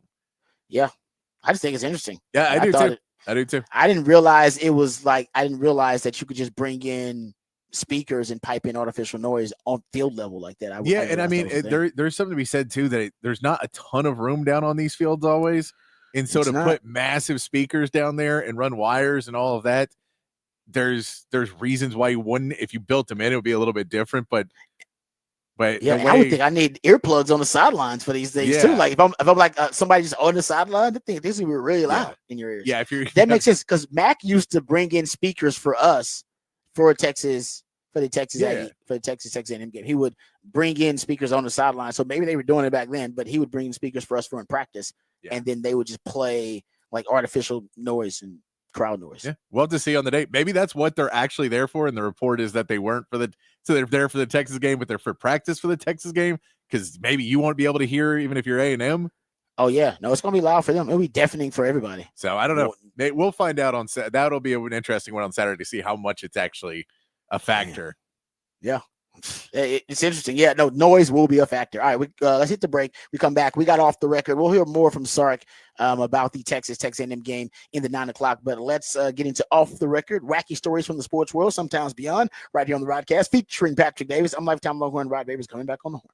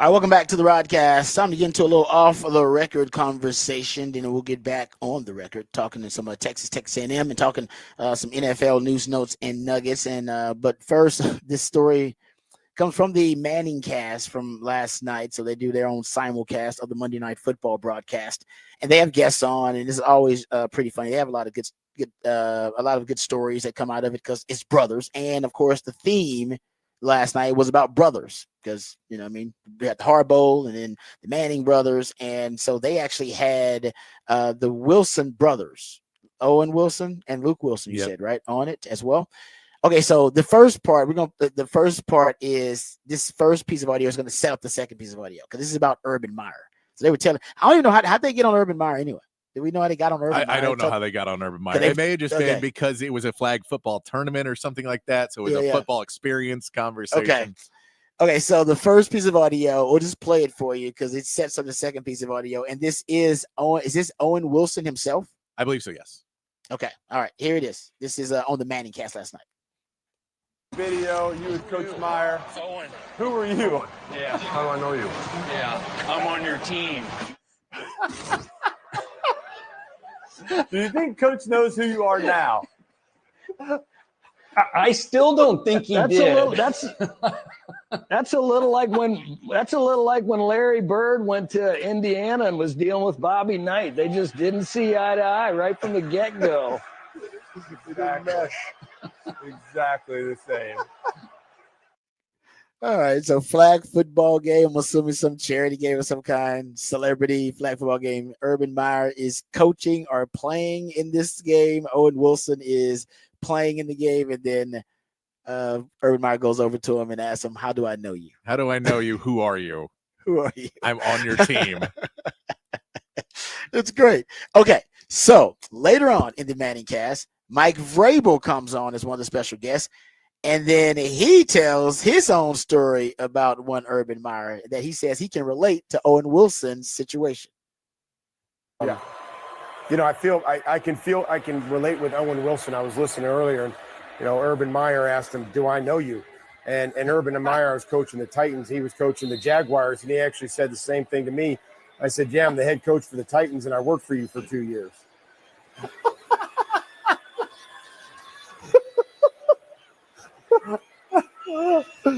Oh, that's just like his line. Oh, yes. I love it. So maybe it is his line. I don't know what to believe about Urban Meyer because there's Urban Meyer he was so unaware that he gets caught on multiple people's phones videoing him. A married man groping some hot young thing in public at a bar, like nobody knows he's Urban Meyer. And also he's been so unaware and even clueless as to also have been reported to not know who Aaron Donald was, or Deebo Samuel was, or Jamal Adams, or some of the best players in the league while being a coach in the league. Yeah. Or he's so unaware. Remember, he was doing the interview for, I forget who it was for. He was doing an interview, like it was a national interview, and he ended up, it was actually video of it, and he ended up with somehow a shirtless man just hanging out in the background of the video, which we still don't. I mean, not that there's anything crazy going on, but still, dude, who does a national interview and doesn't go to a secure location? Where they're like, all right, no, everybody, I do that. Everybody does like, I'm going to do an interview. I'm going to go to a secure location. No, he just doing an interview where people just walking around shirtless, hanging out. It's like, dude, Urban, what are you doing? So there's a cluelessness to Urban and then lack of awareness at hires times. a Mike Vrabel right after his NFL career as a defensive line coach, I believe, or something like that, linebackers coach, something like that, after his first job as a coach for Ohio State, and doesn't know who he is. It doesn't know who he is. It's like, come on, you're a coach. All coaches know who other coaches are. Come on now. So this is a bit. Is this a bit? It's a bit, or is he just that clueless and that unaware? I think he is. I think he's just a bit. I think it's a power play. I think it's one of those fake alpha things of, no, I just ask everybody who they are, and then they have to bow down to me because they know who I am, but I don't know who they are. I mean, there was the rumor, which I somewhat believe too, that Urban Meyer created the rumor he was coming to Texas to get Tom Herman fired. Oh, because he had a vendetta because he he didn't like Tom Herman, so he knew who Tom Herman was, and that he basically went in and told some boosters and donors, No, man. If you get rid of him, I'll come. And then as soon as I got ready, he went, my heart. I can't. My heart. I don't know if I can ever coach again. Oh, coming, Elizabeth. That's a. You know what? I've heard that, and it does make sense because I mean we know he holds a grudge. Yeah, the guy holds a grudge. He does. Now so maybe it's good if he doesn't know your name. Means but I like your theory that it's an alpha, kind of an alpha male strategy to always be the alpha. I always have somebody else like defending and explaining themselves when you're like, so who are you? Tell me who you are. Explain yourself. Yeah, exactly. Give me your resume. And it's like, what do you mean? To walk up to another head coach in the NFL when you are the newer head coach and to say, who are you is coach in your division. Crazy. I'm in your division. Yeah. I'm in your division. You coach against me. I'm in the division. Oh man. No, that's good. Like I said, I don't know if he's just being an a-hole. And like you said, it could be because of the alpha male strategy thing that he always supports. Because even then, he says that's his thing. He said that's his thing. Like that's it. Remember at the end? Yeah, they're like, that must be his thing. That he must be his thing. Like, who are you? Maybe. Yeah, exactly. Right. Or he's just clueless. Like I just gave you some examples of him just being unaware. But then he also does. Like, he's on Big Noon. Like he does a show now talking football. It seems like you have to have some common understanding of who's in the game, who are the prominent figures in this game. If you're doing Big Noon kickoff, you would know Aaron Donald, who might be the top 3 greatest defensive players in the history of the game. You think you would know him? Yeah, I mean, you can go like the Charles Barkley. Don't know who the 10th guy, 11th guy on the bench is. I get that. I totally get that. I don't know. Yeah. I don't know. Yes, you're right. So I understand that one, but yes. Yeah, if you're gonna go, who's the star linebacker for this team that's been a star linebacker for the last 15 years? Right. You might want to go. I know who that is. I know who that is. You know what I mean? Or have somebody explain it to you. But I don't know. So I don't know with Urban Meyer. I'm glad that he is not that they did not pursue him to be head coach of Texas. Even I supported that too. I was like, oh man, Urban Meyer, that might be pretty good. Urban Meyer, championship level coach, come to Texas, already a proven commodity. That would have been a horrible mistake. Yeah. It would have been a terrible, horrible mistake. Oh man, it would have ended so badly. Considering think about how many of the just foibles he's had since then. No, and it always feels like he does have like his past coming for him, and that's when he has a heart condition, and for the health of the game leaves, and for for his own health, I have to be with my family. And then a year later is coaching somewhere else, and you're like, I get that. The first time you did it, the second time we even gave you a little relief, but this is like the 4th time you've done this that you've dropped my heart though, I can't. If you put sanctions on me, you'd probably kill me. So if you come out with anything, they'll probably kill me. Yeah, it's heart and family. Hard family. My heart. I got to spend more time with my family because of my heart. With my heart, my family. And if you want to put out bad information about me, probably gonna kill me. Just to let you know, you're the murderer. And then there was is it the fear of the heart, like the brain thing too, like a fear of like an aneurysm or something like that. I always thought like it was one of them things because he gets the migraines and the headaches. So I don't know what the actual affliction is. I hope that he actually is okay. I'm glad that. Do you think it's the migraines is because he knows too many people's names and then he just has to like delete them out, hard reset of his brain, and that's why. No, listen, it's hard to learn people's names. Mac Brown had a great strategy. He said he could look at somebody eye to eye in their face, repeat their names to himself in his head, like to himself, like 10 times, and he'd automatically get it. And he was great at remembering names. Most politicians are I don't know if they have to deal with a lot of different people, high level executives. They have an assistant literally that actually part of their job is to know everybody's name. Like, who is this guy? Oh, this is Senator. What's blah blah blah. His wife is blah blah blah, and like know who exactly these people are. That's actually a job. No, but I feel like if I saw somebody that I knew was famous, like with I agree. Now, I'm not saying he's not that. Like if I saw somebody that was like, I think that person's in Spider-Man, and I have no clue what their name is, I would ask somebody else. I'll ask somebody else. Or I pull out my phone and just Google it at this point and just be like, no, I would ask somebody else. That probably would go, but I could just ask if he's right there, just go ask somebody on team, like, hey, is that actually Owen Wilson? And then, but he, like you said, it's a power play in a way for him. Yeah. Even if he is clueless and ignorant, there's still a power play. Dude, he treats everyone in life like a kicker. Yes, great point. Oh, he kicked a kicker. He forgot all about that when he kicked the kicker. Wasn't Tom Herman the one who didn't learn kickers' names? Yeah, he didn't. He said he didn't address kickers by their names. Yeah, he just called him kicker and punter. And he had a really good punter, too. He had one of the best in the country. He had a bowl game MVP at punter and refused to call him by his name. He got a kicker who's in the NFL. And refused to call him by his name. It's like, Tom, that's why you're no longer a head coach. Because you should at one point be like, he's so damn good. We're going to call him by his name. Tom, you know who two of your most successful players in the NFL are? Dixon and Dicker. And they probably have no love for Tom Herman because he only addressed him by kicker. Probably coming from that Urban Meyer tree. Harbaugh's dancing around talking about how great their kicker is. Yeah, exactly. There you go. Come on, man. You got to appreciate the kickers. All right, we'll come back. We'll get into some more Sark audio. We'll hear from Sark talking about his experience playing against his rival when he was in college and his experience, or at least what he's been taught and educated about the Texas A&M rivalry. We'll get into that. I'll talk about my experience a little bit, what makes that game so unique and that matchup so unique. We'll also look a little bit around the NFL, get into some Texans conversation. Unfortunately, I got some numbers that show some glaring, troubling issues with the Texans. I feel like we talk about this every day. We'll get into that on the other side. All that and more right here on the Rodcast featuring Patrick Davis. I'm Lifetime Low and Rod Babers coming back on the horn.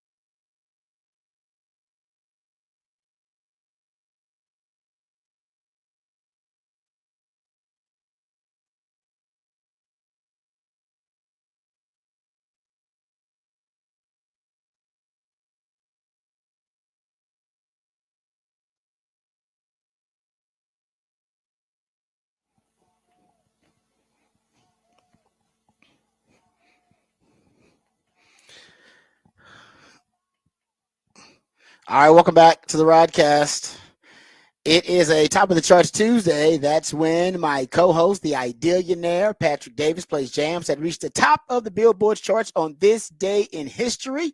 And we appreciate him on a top of the charts Tuesday. We also appreciate him hooking us up with the topic for the big fat poll of the day. You can check that out at the Horn ATX on X. Patrick, what is the topic for the big fat poll of the day? Big fat poll of the day today. How many rushing yards will Texas have against A&M? Right now, 100 to 130 is winning with 47.3. That is also the most common we're getting on the text line as well. 30% for 130 to 160. 160 plus is getting 12% of the vote and 11% for 0 to 100. Too many Aggies on this poll. Get it up to 11%. Yeah, I'm sure there's some Aggies voting on the poll, but I'm not. I think the Aggies actually have a really good defensive front, and Elko's a defensive coach, so you can't forget that either. Yeah. So right now, and it's so, but coming off that performance versus Kentucky, right? It is, to me, it's such a maybe a distortion. Maybe it's like kind of distorting my opinion of the running game, but I think that was such an impressive running performance that they were able to run the football 15 times in a row. Everybody knew they were going to run it. Quinn couldn't throw the football. We knew he couldn't throw the football. He could barely even move to be able to navigate the screen game. And they were able to run it with running backs with ball security issues. So they really only were relegated to having Trey Wise to be the guy. And going up against a defensive front that's one of the better defensive fronts in the SEC, and Texas just steamrolled them. They just bullied them. They just punked them. So I think that's distorting my my view, because I want to say Texas is going to be able to run the football against the Aggies. But that's on the road. Running game is supposed to travel. Will that travel on the road for the Longhorns? I don't know. And I feel like they also may be peaking at the right time in the run game, where most of the season I've talked about how the run game is. I'm not going to bring up the box of chocolates thing again. Where the run game has been an assortment, all right, a variety of different concepts where Sark is troubleshooting, trying to figure out which concept is going to work best based on the defense, based on their game plan and how they're defending them, and based on their weaknesses and strengths. And so it's changed up. It's been something different that's worked week to week. And I feel like versus Kentucky, they finally got the wide zone working. The split wide zone and the wide zone were responsible for 5 of their 7 explosive plays. And I'm not excited. That made me feel good. The fact that they were able to run the football and impose their will on Kentucky makes me believe the running game will travel. But I'm going to respect the Aggies, respect the rivalry, respect the home field advantage they're going to have. And I'll just say a little over 100, because I respect them. But I don't know when I think that may come later in the game. I think Sark's going to start off with the pass. I don't think in a big games, when have we seen Sark lead with the run? That's not his nature. And that's definitely not what he does in big games. You cannot recall a big game, even when he had Bijan and Rojo, where he's leading with the run. Yeah. In a big game. He leads with the pass in big games.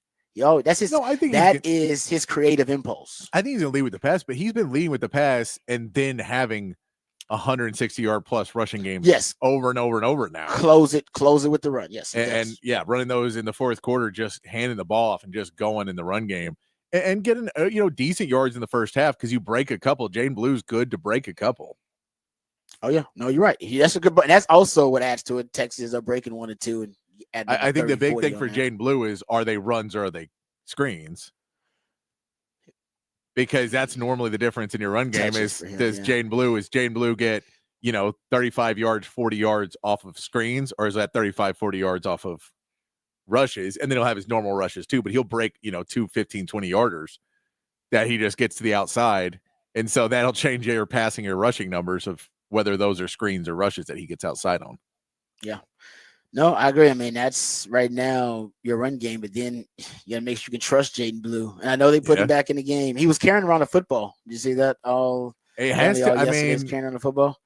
Oh no, you got you got the 19th most fumbles in college football. No, I know. 14th most lost fumbles in college football right now.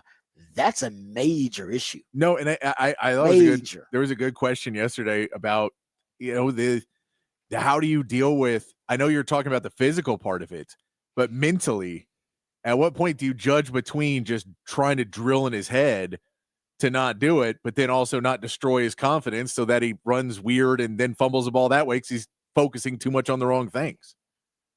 It's Either a weird, way, I don't know. yeah. And I don't know there's a right answer to it, but you have to keep trying different things because you keep getting the same results. Yeah. The definition of insanity. Mm-hmm. Doing the same thing over and over Yeah. again. Like when you say, results. well, I've seen Jaden Blue and Jarrett Gibson walking around with footballs 30 days this year. Maybe this isn't working anymore. Maybe it isn't working. No, well, at least do that. I'm with you. That's a problem because also when you're watching film, I tell you as a defender, okay, so now it's part of our practice, game plan. Now, when we go into games against Texas, we got to put extra periods now we're putting in for stripping the football and punching out the football. Oh no, and I mean, it's an emphasis now in every period, team period, 7-on-7. Everybody, coaches yelling it out constantly. So it multiplies your issues. Your problems are going to multiply in a setting like this with the Aggies, who are a good defense, who now, after watching you fumble, 6 times in that game? I think it's 5 officially, but trust me, it was more than 5 if you're watching the game. They're gonna make that an emphasis and prioritize it. Yeah. Defense. No, I mean, if I'm on the defense, at least the linebackers, but I pretty much have everybody on my defense. The minute Jarrett Gibson or Jaden Blue, especially they run a pony package with the two of them, I'm having everyone on my defense point at them and say fumble. They're fumbling. Everybody get up. Like, I'm just gonna do that on my defense just to mess with them because I know they know. They know. You can't forget about it. Don't forget you're a fumbler. Don't forget you like that. We're about to all punch you trying to punch the ball out right now. Yeah. No, I'm with you. This is about to be I'm with you. I think it was, like I said, it was somewhat of an issue last year, and it popped up in the bowl game. Yep. Became, I think, one of the reasons you lost that game against Washington in the college football playoff. This season, though, it's one of the few areas that are it's a glaring issue for Texas. Yeah. I mean, Texas only got like 1 or 2 of those, and that's one. There ain't no question. That right now is one of them. All right. We'll hear from Steve Sarkisian in a second, but we got to hear from Jerry Jones. Let me know, Patrick, when you got this, because he was on with the he was on with the guys at apparently 105.3 The Fan, and he was asked about Mike McCarthy. And I told you guys, I brought this up last week. I said, man, I'm telling you, there's more people discussing the possibility of Mike McCarthy staying and sticking around for the Cowboys, at least for another year. I don't know what the arrangement would be. I know we all assume, oh, man, as soon as the season's over, they're going to fire Mike McCarthy, and it's going to be a coaching search for the Cowboys. Remember, I had that long rant about, I think Jerry Jones has maybe thought about that, or him, Steven, the think tank for the Cowboys, have thought about who's going to be the coach for us. You can't go get a real football coach. Real football coaches don't want to coach the Dallas Cowboys. They don't. Bill Parcells has cursed you. It's going to be really hard because they want control. They want some personnel control, and you're only going to get so much control with the Cowboys. You got to be willing to accept that as a head coach. And there are a lot of coaches, if you're Ben Johnson, you're not going to accept that. No. I'm Ben Johnson. There's better jobs. There's better jobs for me. So you're not going to get one of the fast rising, what you see as the kind of the highest quality candidates as head coaches, the up and coming highest quality candidates. You're not going to get those guys because they have more leverage where they can get more personnel control with other organizations. You're not going to get the established ball coach like a Harbaugh. He'd be like, oh man, hell no, I would never do that. No, I can go other places where I'll have more personnel control and I'll have more power within the organization. And they want that. And Jerry Jones won't give that because he's the GM and the owner.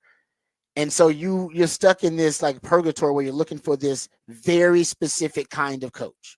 Yeah. Who's really well qualified, extremely qualified for the job, right? A guy you believe can be a Super Bowl caliber coach, Mike McCarthy, and someone who's fine not having that much control. I'm not a puppet, but no, I don't have personnel control. I don't make decisions on personnel. Ultimately, there are ways to circumvent my authority within the chain of command players going straight to the owner, Yeah. straight to GM, rather than everything from the locker room flows through me. I go to the GM, and then we go to the owner. That's how usually the chain of command works. Cowboys do not have that kind of chain of command. Micah probably is talking to Jerry and texting Jerry and could give a damn about what Mike McCarthy's got going on. But that's how it's always kind of been with the Cowboys. Jerry Jones really likes his players.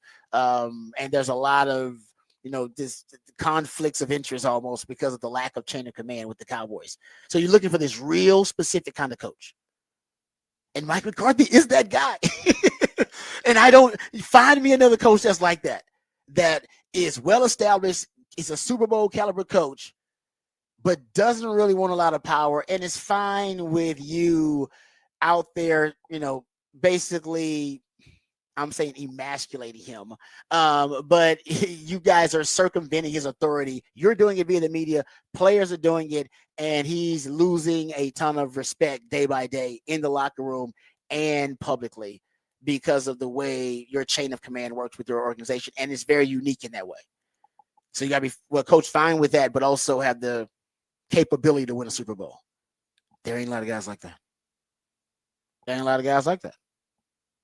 And Mike McCarthy is that. Who's the other guy you're going to find like that? You got to go. Could you go get Dan Lanning or somebody like that from college maybe, and he could do it? Yeah, but is he capable of winning a Super Bowl? You don't know that. College game and the program are totally different. We just talked about the Urban Meyer fiasco. Let's go ask Nick Saban how good, how easy it is to coach in the NFL. It ain't easy. Yeah. Go ask Matt Rule about it. It ain't easy. No, I'm trying to look through past coaches who have won the Super Bowl and see, they all want it. They all want personnel control, man. They want power. And I mean, there's a few names that you could probably throw in there, but you're not like Doug Peterson is probably fired and go get him. Oh, okay. Is that an upgrade over Mike McCarthy? I don't think so, but I'm just saying exactly. I'm trying to think of who's won a Super Bowl that would fall into that category. So, I mean, maybe Gary Kubiak. Ooh, that's a good one. That's good. I like that one. That's good. How old's Gary Kubiak now? I don't know. He's pretty old. 63. Remember, Mike McCarthy's your play caller, too. You got the Tex Coast offense. Dak had his best season under Mike McCarthy. I mean, Mike McCarthy's 61, so it's not like they're that different. No, he's not like he's not.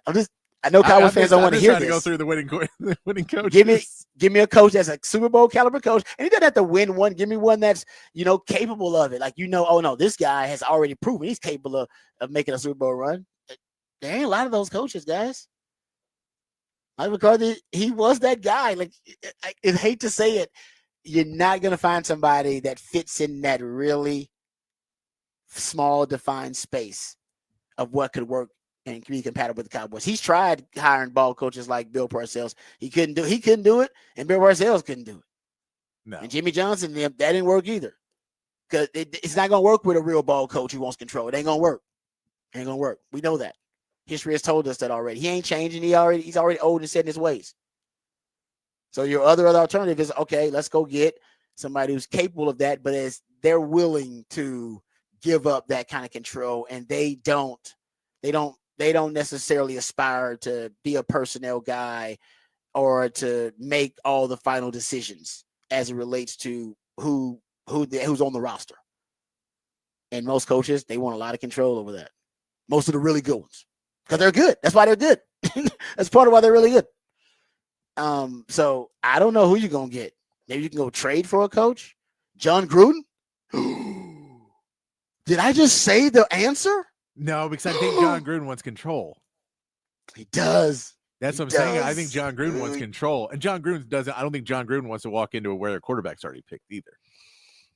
That's a good point, because he's a quarter. Yeah, you're right. He's really particular. I saw his name. I saw his name too, but I don't think that's where he'd want to go either.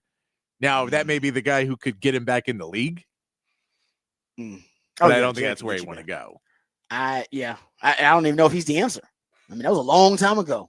Yeah, football's changed a lot. He wasn't doing great in Las Vegas. Football's changed a lot since then. I was like, Cowboys fans, I don't know if you guys admit it's clearly got to be the right guy. He's not going to do like a coaching search and get the best available candidate for the job. That's not how the Cowboys work. He's going to be the right one for this particular organization and their unique chain of command. And Mike McCarthy fits it. So do we have this sound from 105.3? Yes. Okay. So that sets you up because Jerry Jones was on 105.3 and asked, would it be crazy to think McCarthy could receive a contract extension? Here's what Jerry Jones had to say. End of this season, we could be talking about an extension for Mike McCarthy. Well, I don't think that's crazy at all. That's not crazy.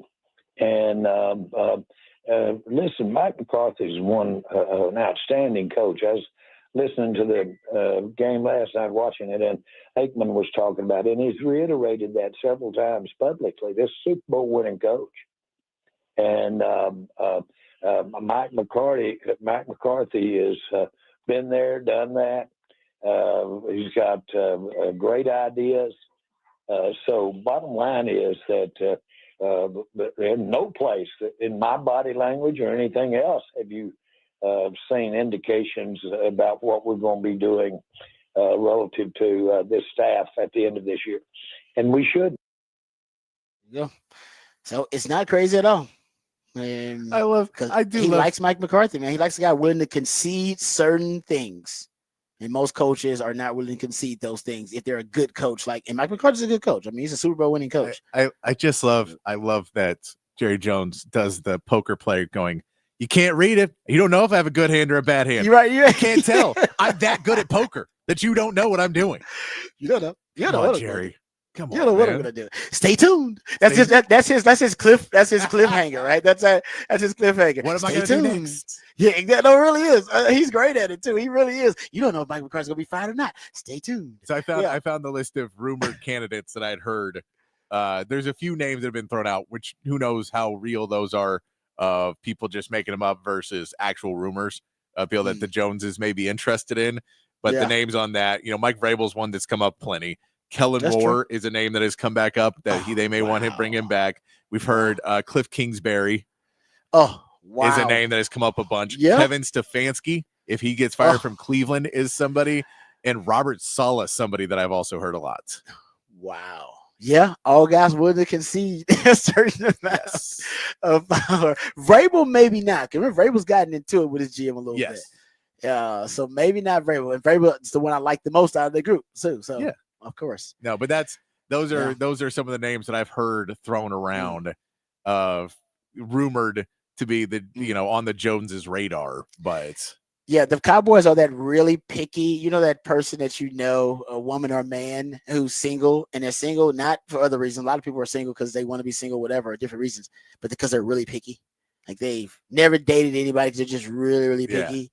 And I was like, man, I'm telling you, are narrowing down the the choices of possible partners to a very, very small, minuscule amount. The odds of you actually hitting and finding the person that you're supposed to be with, you got to open it up a little bit more. That's kind of what the Cowboys opening is. If they fire Mike McCarthy, there's just not a lot of coaches that are going to be able to fit the small, I think, small sliver, if you will, of candidates, narrow group of candidates that really that are going to concede personnel control, but also are Super Bowl caliber coaches that have that capability, or at least can keep you as a Super Bowl. That can turn you into a Super Bowl contender. Keep you right around the rim. Keep you right around the rim. There you go. Keep you at the rim, because that's what Mike McCarthy's doing a good job of. He was until this season. Until he was this season, right? Then it was the wrong rim. He thought it was the basketball rim. It was the toilet. It was that rim. That different rim. Wrong rim. Toilet bowl rim. All right, let's get to the Horn headlines. Then we'll come back, hear from Sark on the other side. But first, let's get educated, updated, and informed with all the top stories of the day with Patrick Davis and the Horn headlines. All right, your Horn headlines brought to you by Top Gun Rentals and Lawn Equipment. In the NBA, the Mavericks topped the Hawks 129-119 last night. Kyrie Irving led the way with 32 points, but Najee Marshall, Jaden Hardy, and Spencer Dinwiddie all stepped up in Luka's absence, scoring over 20 points each. Tonight, the Spurs take on the Jazz, and the Rockets face the Timberwolves on another night of NBA Cup play. In college basketball, unranked Memphis pulled off a major upset, knocking off number 2 UConn 99-97 in overtime in the Maui Invitational. Number 4 Auburn also pulled off a close one in Hawaii against number 5 Iowa State, 83-81. Tonight, More top games around college basketball include number 6 Houston against number 9 Alabama, number 1 Kansas facing number 11 Duke, and number 4 Auburn taking on number 12 North Carolina. In the NFL, the Ravens rode a 3-touchdown performance from Lamar Jackson to knock off the Chargers 30-23 on Monday Night Football. John Harbaugh's record against his brother Jim is now 3-0 in the NFL, and that's your Horn headlines. All right, breaking news here. We talked about this earlier, like last week. Mac Brown's been fired. Wow, they didn't even let him go to the end of the season. Nope. I'm guessing recruiting got bad. I'm guessing that's normally signing day is real soon. Yeah. Mm-hmm. Yeah. No, I totally understand because, like I said, we talked about it. I was like, I don't know how you avoid the negative recruiting against that when they, because all you got to do is say, well, he's not going to be there. Was he 73? Yeah, I think so. 73, something like that. And so I was like, well, he can't guarantee that he's going to be there to watch your son graduate. You're 73 years old. And I said, yeah, that's a hard recruiting pitch. Like, what do you say to moms and dads? Now, the odds are half those damn kids will be transferred and go somewhere anyway on their own. But the narrative and the optics are, oh, you know what? Mac Brown's too old and he's going to retire at some point anyway, and there'll be some other coach in there. And I think that was probably too much for the administration to be able to battle against in terms of recruiting. It looks like from early reports, too, that maybe he was asked to leave at the end of the season, and he was like, no, you either keep me or fire me. There's no peaceful transference of power here in North Carolina. Preyed upon box. Yeah. That's what I always said about Mac. Mac's a preyed upon box guy. Hey, man, that's just the way he operates. And, yeah, he didn't want to leave. I get that. He said that, too. Remember, he said, we played the audio. Mac said, nope, I'm not retiring. And he didn't, talk about it happening in the near future. I thought this would be the farewell tour. Not going to get the farewell tour. No. He's out. And I know they didn't want to fire him because the guy going to have a statue there one day. I mean, he's the greatest football coach in the history of your program. And yeah, I guess now there'll be a while before Mac Brown will be hanging out around North Carolina because there'll be like a whole new administration have to welcome him back. And that's unfortunate. That's why I thought it would be a more amicable, transfer of power, as you say, so that Mac could stay around the program and then be honored like he should be and celebrated like he should be as a great coach. But kind of like Texas, he ends up being fired. So you gotta wait a little while. You gotta wait till the hurt dissipates a little bit. It's a little fresh. And Mac's 73. So you know what, Mac? This is what I come back to Texas. It's been enough time now. Yeah. You good, Mac. So hey, it's all good. Hey, Mac, you need some love. You need somebody to love on you. You all good. Come on back here. We're about to play the Maggies. We're going to put you on the sideline because we're going to honor you on the sideline where we beat the Mag. We're going to make this basically a nightmare row for the Aggies, okay? Matt going to be on the sideline. We're going to bring Ricky out. All the Texas icons and give Aggies nightmares. You know who just played on they just played Monday? I don't know if he'd be ready to come back out on a Saturday, but when does Baltimore play again? Justin Tuck. Yes. Let's get Tuck out there. Yes. Bring Tuck out. Yes. I love it. Let's have Tuck out there. Oh, that's beautiful. Yeah. And the McCoys. I mean, come on. A Colt, Case, boom. Both of the McCoys. Bring them out there. All right. They all showed up versus the Aggies. And I think we should bring Mac back. It's been enough time now. Yeah. Enough time. Something tells me Mac is not coming back this week, but I agree with you. Saying. Mac, you need somebody to love on you, Mac, and tell you how you're missed and how you're adored. Longhorn fans are ready to do that now because we're in a good place. Yeah, Longhorn program's in a great place right now. All right, so nobody's thinking about those last few years, with you after 2010, and nobody's thinking about we're that. Thinking about 2005. We talking about what are we talking about? The last double-digit win season, back-to-back double-digit win for 6. We talking about 2008, 2009. That was Mac Brown, baby. Last time we dominated the Aggies, that was during the Mac Brown days. Come on, that's what everybody's talking about. That's the mindset we're in. We're celebrating Mac right now. Mac, come on home. Yeah. Come on home, brother. Come on. Yeah. It's all good. My guess is that he will be doing, as long as Texas is in the playoffs. Come on, he will be a hot commodity in the TV world. You're right. Broadcasting world. To talk about but see, they're not going to show you the love. We're going to show you, man. I'm with you. We about to just love on you. We about to just love on you and celebrate you. Talk about how great you are. That's it, man. You go to do broadcasting. They're going to make you work. talk about it. How is it in the locker room there, Mac? And they're gonna make you relive it. Ugh, you don't want to relive it? No. Come on, go back here. Relive the days on the 40 acres when you was balling. Oh man, that's beautiful. Okay, let's get to the break. We got to get to the break. We'll come back. We got Rod's rant. That was kind of Rod's rant in a nutshell. So I promise you we'll talk about Texans we'll hear from Sark talking about their rival coming up, the Aggies. We'll do that right here on the Rodcast featuring Patrick Davis. I'm Lifetime Longhorn. Rod Babers coming back on the horn.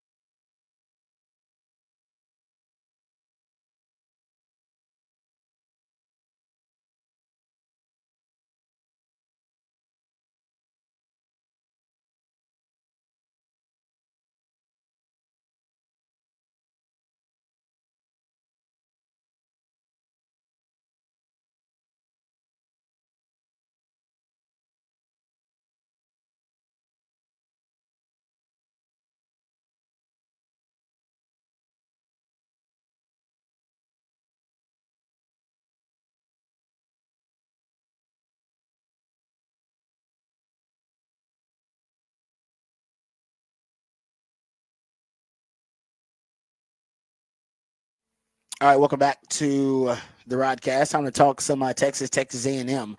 I'm glad the rivalry's back because the other rivals that the Texas Longhorns have is very different rivals, right? Texas versus Oklahoma. I actually hate Sooners more than I hate the Aggies because there's more vitriol and angst, in my opinion, in that rivalry, and that environment is very unique. It's uniquely competitive. It's a unique spectacle. But it's not necessarily hostile. And half the stadium is Longhorn fans. So there's always, there's always a supportive element there. When you go on the road to play the Aggies or on the road to play at Arkansas, That's a different monster again. You have to play your rival on the road at their place. That is unique. In the Icy Whites, in the Stormtroopers, that is unique. You guys, us against the world kind of mentality. That's unique. And Texas hadn't been used to that. And, Arkansas is one thing, but A&M is a whole different beast. No doubt about it. Like I said, I can attest to that because I have been on that field when it looks like the stands are swaying. Like it looks like, and it can make you dizzy as a player if you stare at it for too long.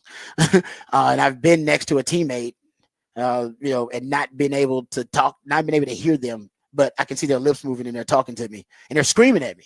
I'm on the field and we can't hear each other. Yeah. That's how loud it can get. No, and maybe they were piping in some noise. I don't know. I always feel there's something weird and somewhat unsettling of how close it is when you have a rivalry like that. Where if you're going on a plane to get Arkansas, there's this separation of it. You're like, oh no, we're going into enemy territory. When it's a 3-hour drive, oh man, and you're it's a different world.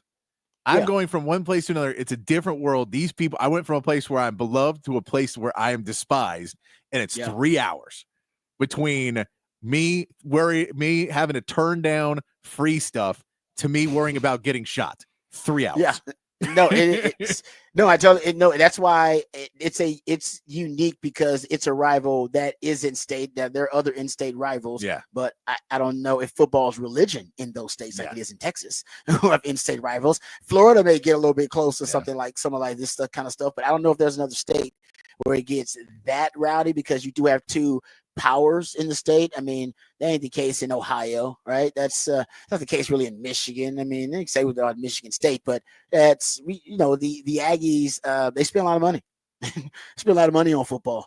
They took football seriously, and probably they consider themselves to be a football school, even though we can debate that. But I know for a fact this is going to be an emotionally charged environment. I've been also there in Aggie land when there was a emotional charge, like an extreme emotional charge. That was after the bonfire tragedy. And that was the only loss actually I had against the Aggies, but I felt that emotional charge even as a player. The crowd, the 12th man, I actually felt the 12th man. It was they were and did impact that game. They were an influence on the game and they did impact that game. So it can happen. And I don't know if it'll be that kind of extreme emotional charge because, like I said, that was after a tragedy, but you hadn't played them in 10 plus years. There's been a lot of angst and vitriol and turmoil between the two programs during that Cold War era of Texas A&M. And now you're going to have all of that released. Now you finally got an outlet for they can exercise those demons of 10 plus years. It's going to be a religious experience, I think, for the Aggies, and it's going to be a very, very emotionally charged environment. Texas hadn't experienced anything like that. And I know how extreme it can be in terms of you having to deal with antics around it. And Sark was asked about it. But, I mean, we had 99. We had our hotel sabotaged, if you will, because somebody kept pulling fire alarms during the night. And there was some food poisoning. Don't know if that was affiliated or rogue members, whatever, or if it even had anything to do with the Aggies. But that's not an excuse for losing the game, but it did happen. And our starting quarterback even got food poisoning at the time. So my point is, there's a lot surrounding that rivalry, and the Longhorns usually don't have to deal with stuff like that, and now they do. Now it's back. And Sark was asked about, finding out, the importance of the rivalry, and had he heard any stories, kind of like some of the stories I just shared, and everybody's got stories like that about the Aggies, about this rich tradition, and now rekindling this rivalry. Here's what Sark had to say. I do. I'm not going to tell you. Not long. Didn't take long. But you got to remember, as a kid growing up, I watched this game on Thanksgiving. I mean, it was like that's how I fell in love with Texas from the very beginning. It was the uniforms, the helmets, and then I knew that the rivalry was what it was. Because what did you do as a kid? You watch football. And that's what I did.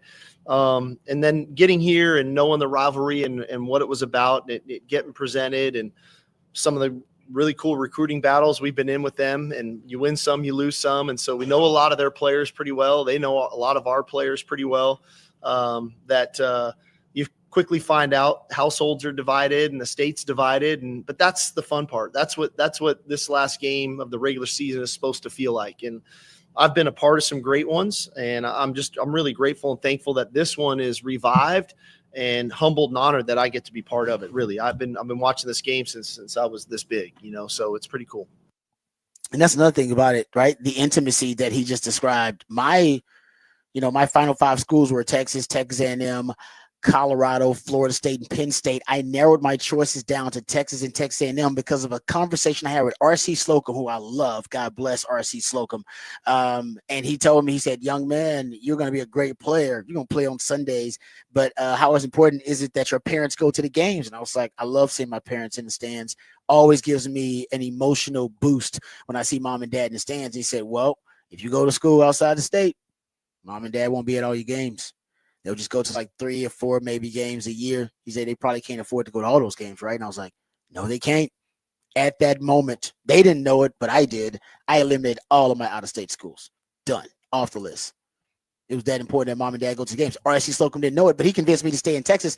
Now, he probably should have been convincing me to stay in Texas and go to A&M. And A&M was probably in the lead of the recruitment at the time. But now fired coach, then my coach, Mac Brown, he sat on my mama's couch and drank her sweet tea, and nobody closes like Mac Brown. Dude could sell sand to a beach. And then he convinced me to come to Texas, and the rest is history. If not for Mac Brown, how about God bless this man, I'd be an Aggie today. Ooh, that's scary to think about. Here's Sark talking about his time as a player and his actual experience with his rival while he was in college. So even though he doesn't know personally what Texas and Texas A&M is about, he's got experience going up against a rival and knows what it's all about. It's funny. I was talking to somebody about that this morning, that second one, oddly enough. And I remember that game vividly. And we talk about Roger's question about we, not me, and playing for the next guy. In that game, it was a blizzard. I mean, it was as white as you could see in any direction. And I was thrown for a lot of yards that year. And in that game, I was 7 for 12, I think, for like 80 yards. And we won 30-something to 10. And I was probably more happy than anybody because the year before I'd thrown 4 interceptions in the Holy War and we lost. And so, again, you get in games like this, what do I need to do to help the team win? And I think when you go in with that mentality, you go in as a group really together, composed and helping one another and picking each other up. You put yourself in the best position to perform of whatever task is asked of you. Oh, there you go. So Sark knows how these rivalry games go, man. You got to battle through them. There's such an emotional, like I said, there's such an emotional element. And some guys, they weaponize emotion and they play really well with it. They ride it like a high throughout the game. And some players, they ride it, but it crashes with them. It's something that they don't deal with the emotion of it really well, that extra emotional charge. And that's what rivalry games naturally have. And I think for Texas, that's going to be, and I think they've dealt with big emotional games. I mean, that Alabama game, we talk about that anytime you have a really big game, that also why you see sometimes, teams play inconsistent in big games because there's an emotional charge to those games because as a player, I can tell you those are the games you dream of. Those are your games you've been dreaming of your entire life. To play in a big game, nationally televised, world watching. World stage, not the world, but you get it. All right. and so there's an extra added element to it. And some guys don't handle that rush, put too much pressure on themselves, and they don't know how to play with emotion, as Sark says, but don't play emotional. And so that's why this game can take a freaky turn on you and can have some wild momentum shifts in it. We talk about that with the Texas-Oklahoma game all the time. Well, this is that kind of thing that could be on the road, potentially in wild momentum shifts, even that Arkansas game, right? Arkansas kind of worked out. It was different. It worked out differently. We all thought, oh man, they're going to blow out Arkansas. They're going to blow them out. They're going to score 30 something. Oh man, Arkansas is terrible. Yeah, they're terrible, but it's a rival on the road. Rival on the road, man. Yeah. So the only rule is get the dub. Come out with the win.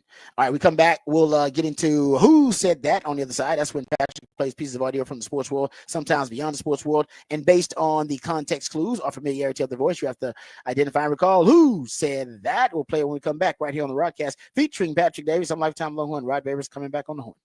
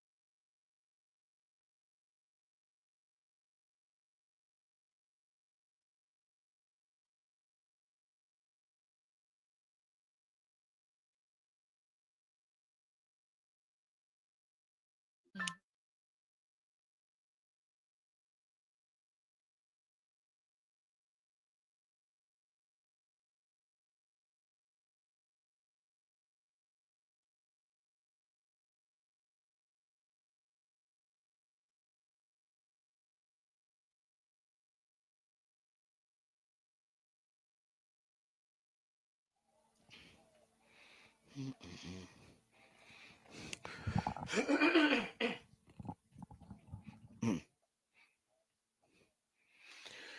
right, welcome back to the Rodcast. It is a top of the charts Tuesday. That's when my co-host, the Idealionaire Patrick Davis, plays jams that reach the top of the Billboard charts on this day in history. Man, Lauryn Hill, such a weird story in music. Yep.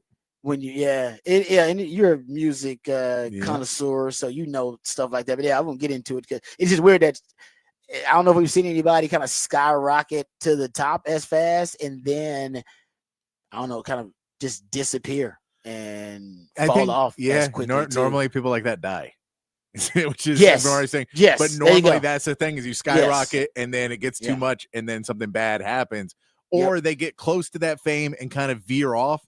Like maybe an Erykah Badu, you could say like got close to that and then kind of turned the corner. And but she was still like you still out there. That's what I'm saying. So she just turned a corner and like before she got to Lauryn Hill status, she went like, "Oh, that's not for me." And did her own thing, and now she's got her own world, and she's awesome at it. So, like Lauryn Hill just kind of went and never told anybody, "Hey, I don't want to do any of this," and then at a point, just stopped showing up. Just stopped showing up. And he was like, "Yeah, you're right." Even like for concerts and stuff, there were like these stories about her, like gotta be no shows for stuff like that. It's just a crazy story. Anyway, that reminded me of that because you forget how talented she was, and she only had like 2 albums, pretty much where. It was a Miseducation album that was hers, and then her album with the Fugees that one kind of right before that, where she blew up. It blew up in like 2 albums, and everything else after that. I mean, people she's kind of like something of folklore and legend in the music world, and you just rarely see her. Anyway, also the topic for the Big Fat Poll today, go check that out. That's all on the X app right now, posted at the Horn ATX. It is a simple question. The question is, how many rushing yards will Texas have against A&M? That's what Patrick wants to know. All right, before we get out of here, let's play Who Said That. That's when Patrick plays pieces of audio from the sports world, sometimes beyond the sports world, and based on the context clues or familiarity of the voice, you have to identify and recall who said that. I think just in general, and I've said this from day one, I think when you have 2 programs as large as these 2 programs are, as close to each other as they are, it doesn't make a ton of sense for them not to play. So it always felt weird not playing. And so now to be playing and to be playing for what we're playing for, I'd imagine it'll be pretty electric Saturday. Yeah, that is Mike Elko, head coach of the Texas A&M Aggies. And the most important reason to beat the Aggies is that you actually live with these people. This is not like the Sooners where they go back across, the river there, or the Arkansas where they go back to, where the hills have eyes. You got to live with these people. You work with them. You live with them. They're in your neighborhoods, and you don't want to hear them talking trash for the rest of the year. That's why that's why it's important to beat the Aggies, because you're going to hear it all year long. No. Got to do it now. All year long. Oh, well, I can't deal with that. No, I couldn't deal with that. I know too many Aggies. I know too many of them. They're going to be coming out of the closet from all over the place if you lose that game. All right, Patrick, thanks for everything you do, brother. You're the real MVP. Remember, the revolution will not be televised. We'll talk about it right here on the Rodcast. Remember, we love you guys. We mean that. Take care of yourselves. But more importantly, take care of each other. Everybody have a great night. And until next time, hook 'em and peace.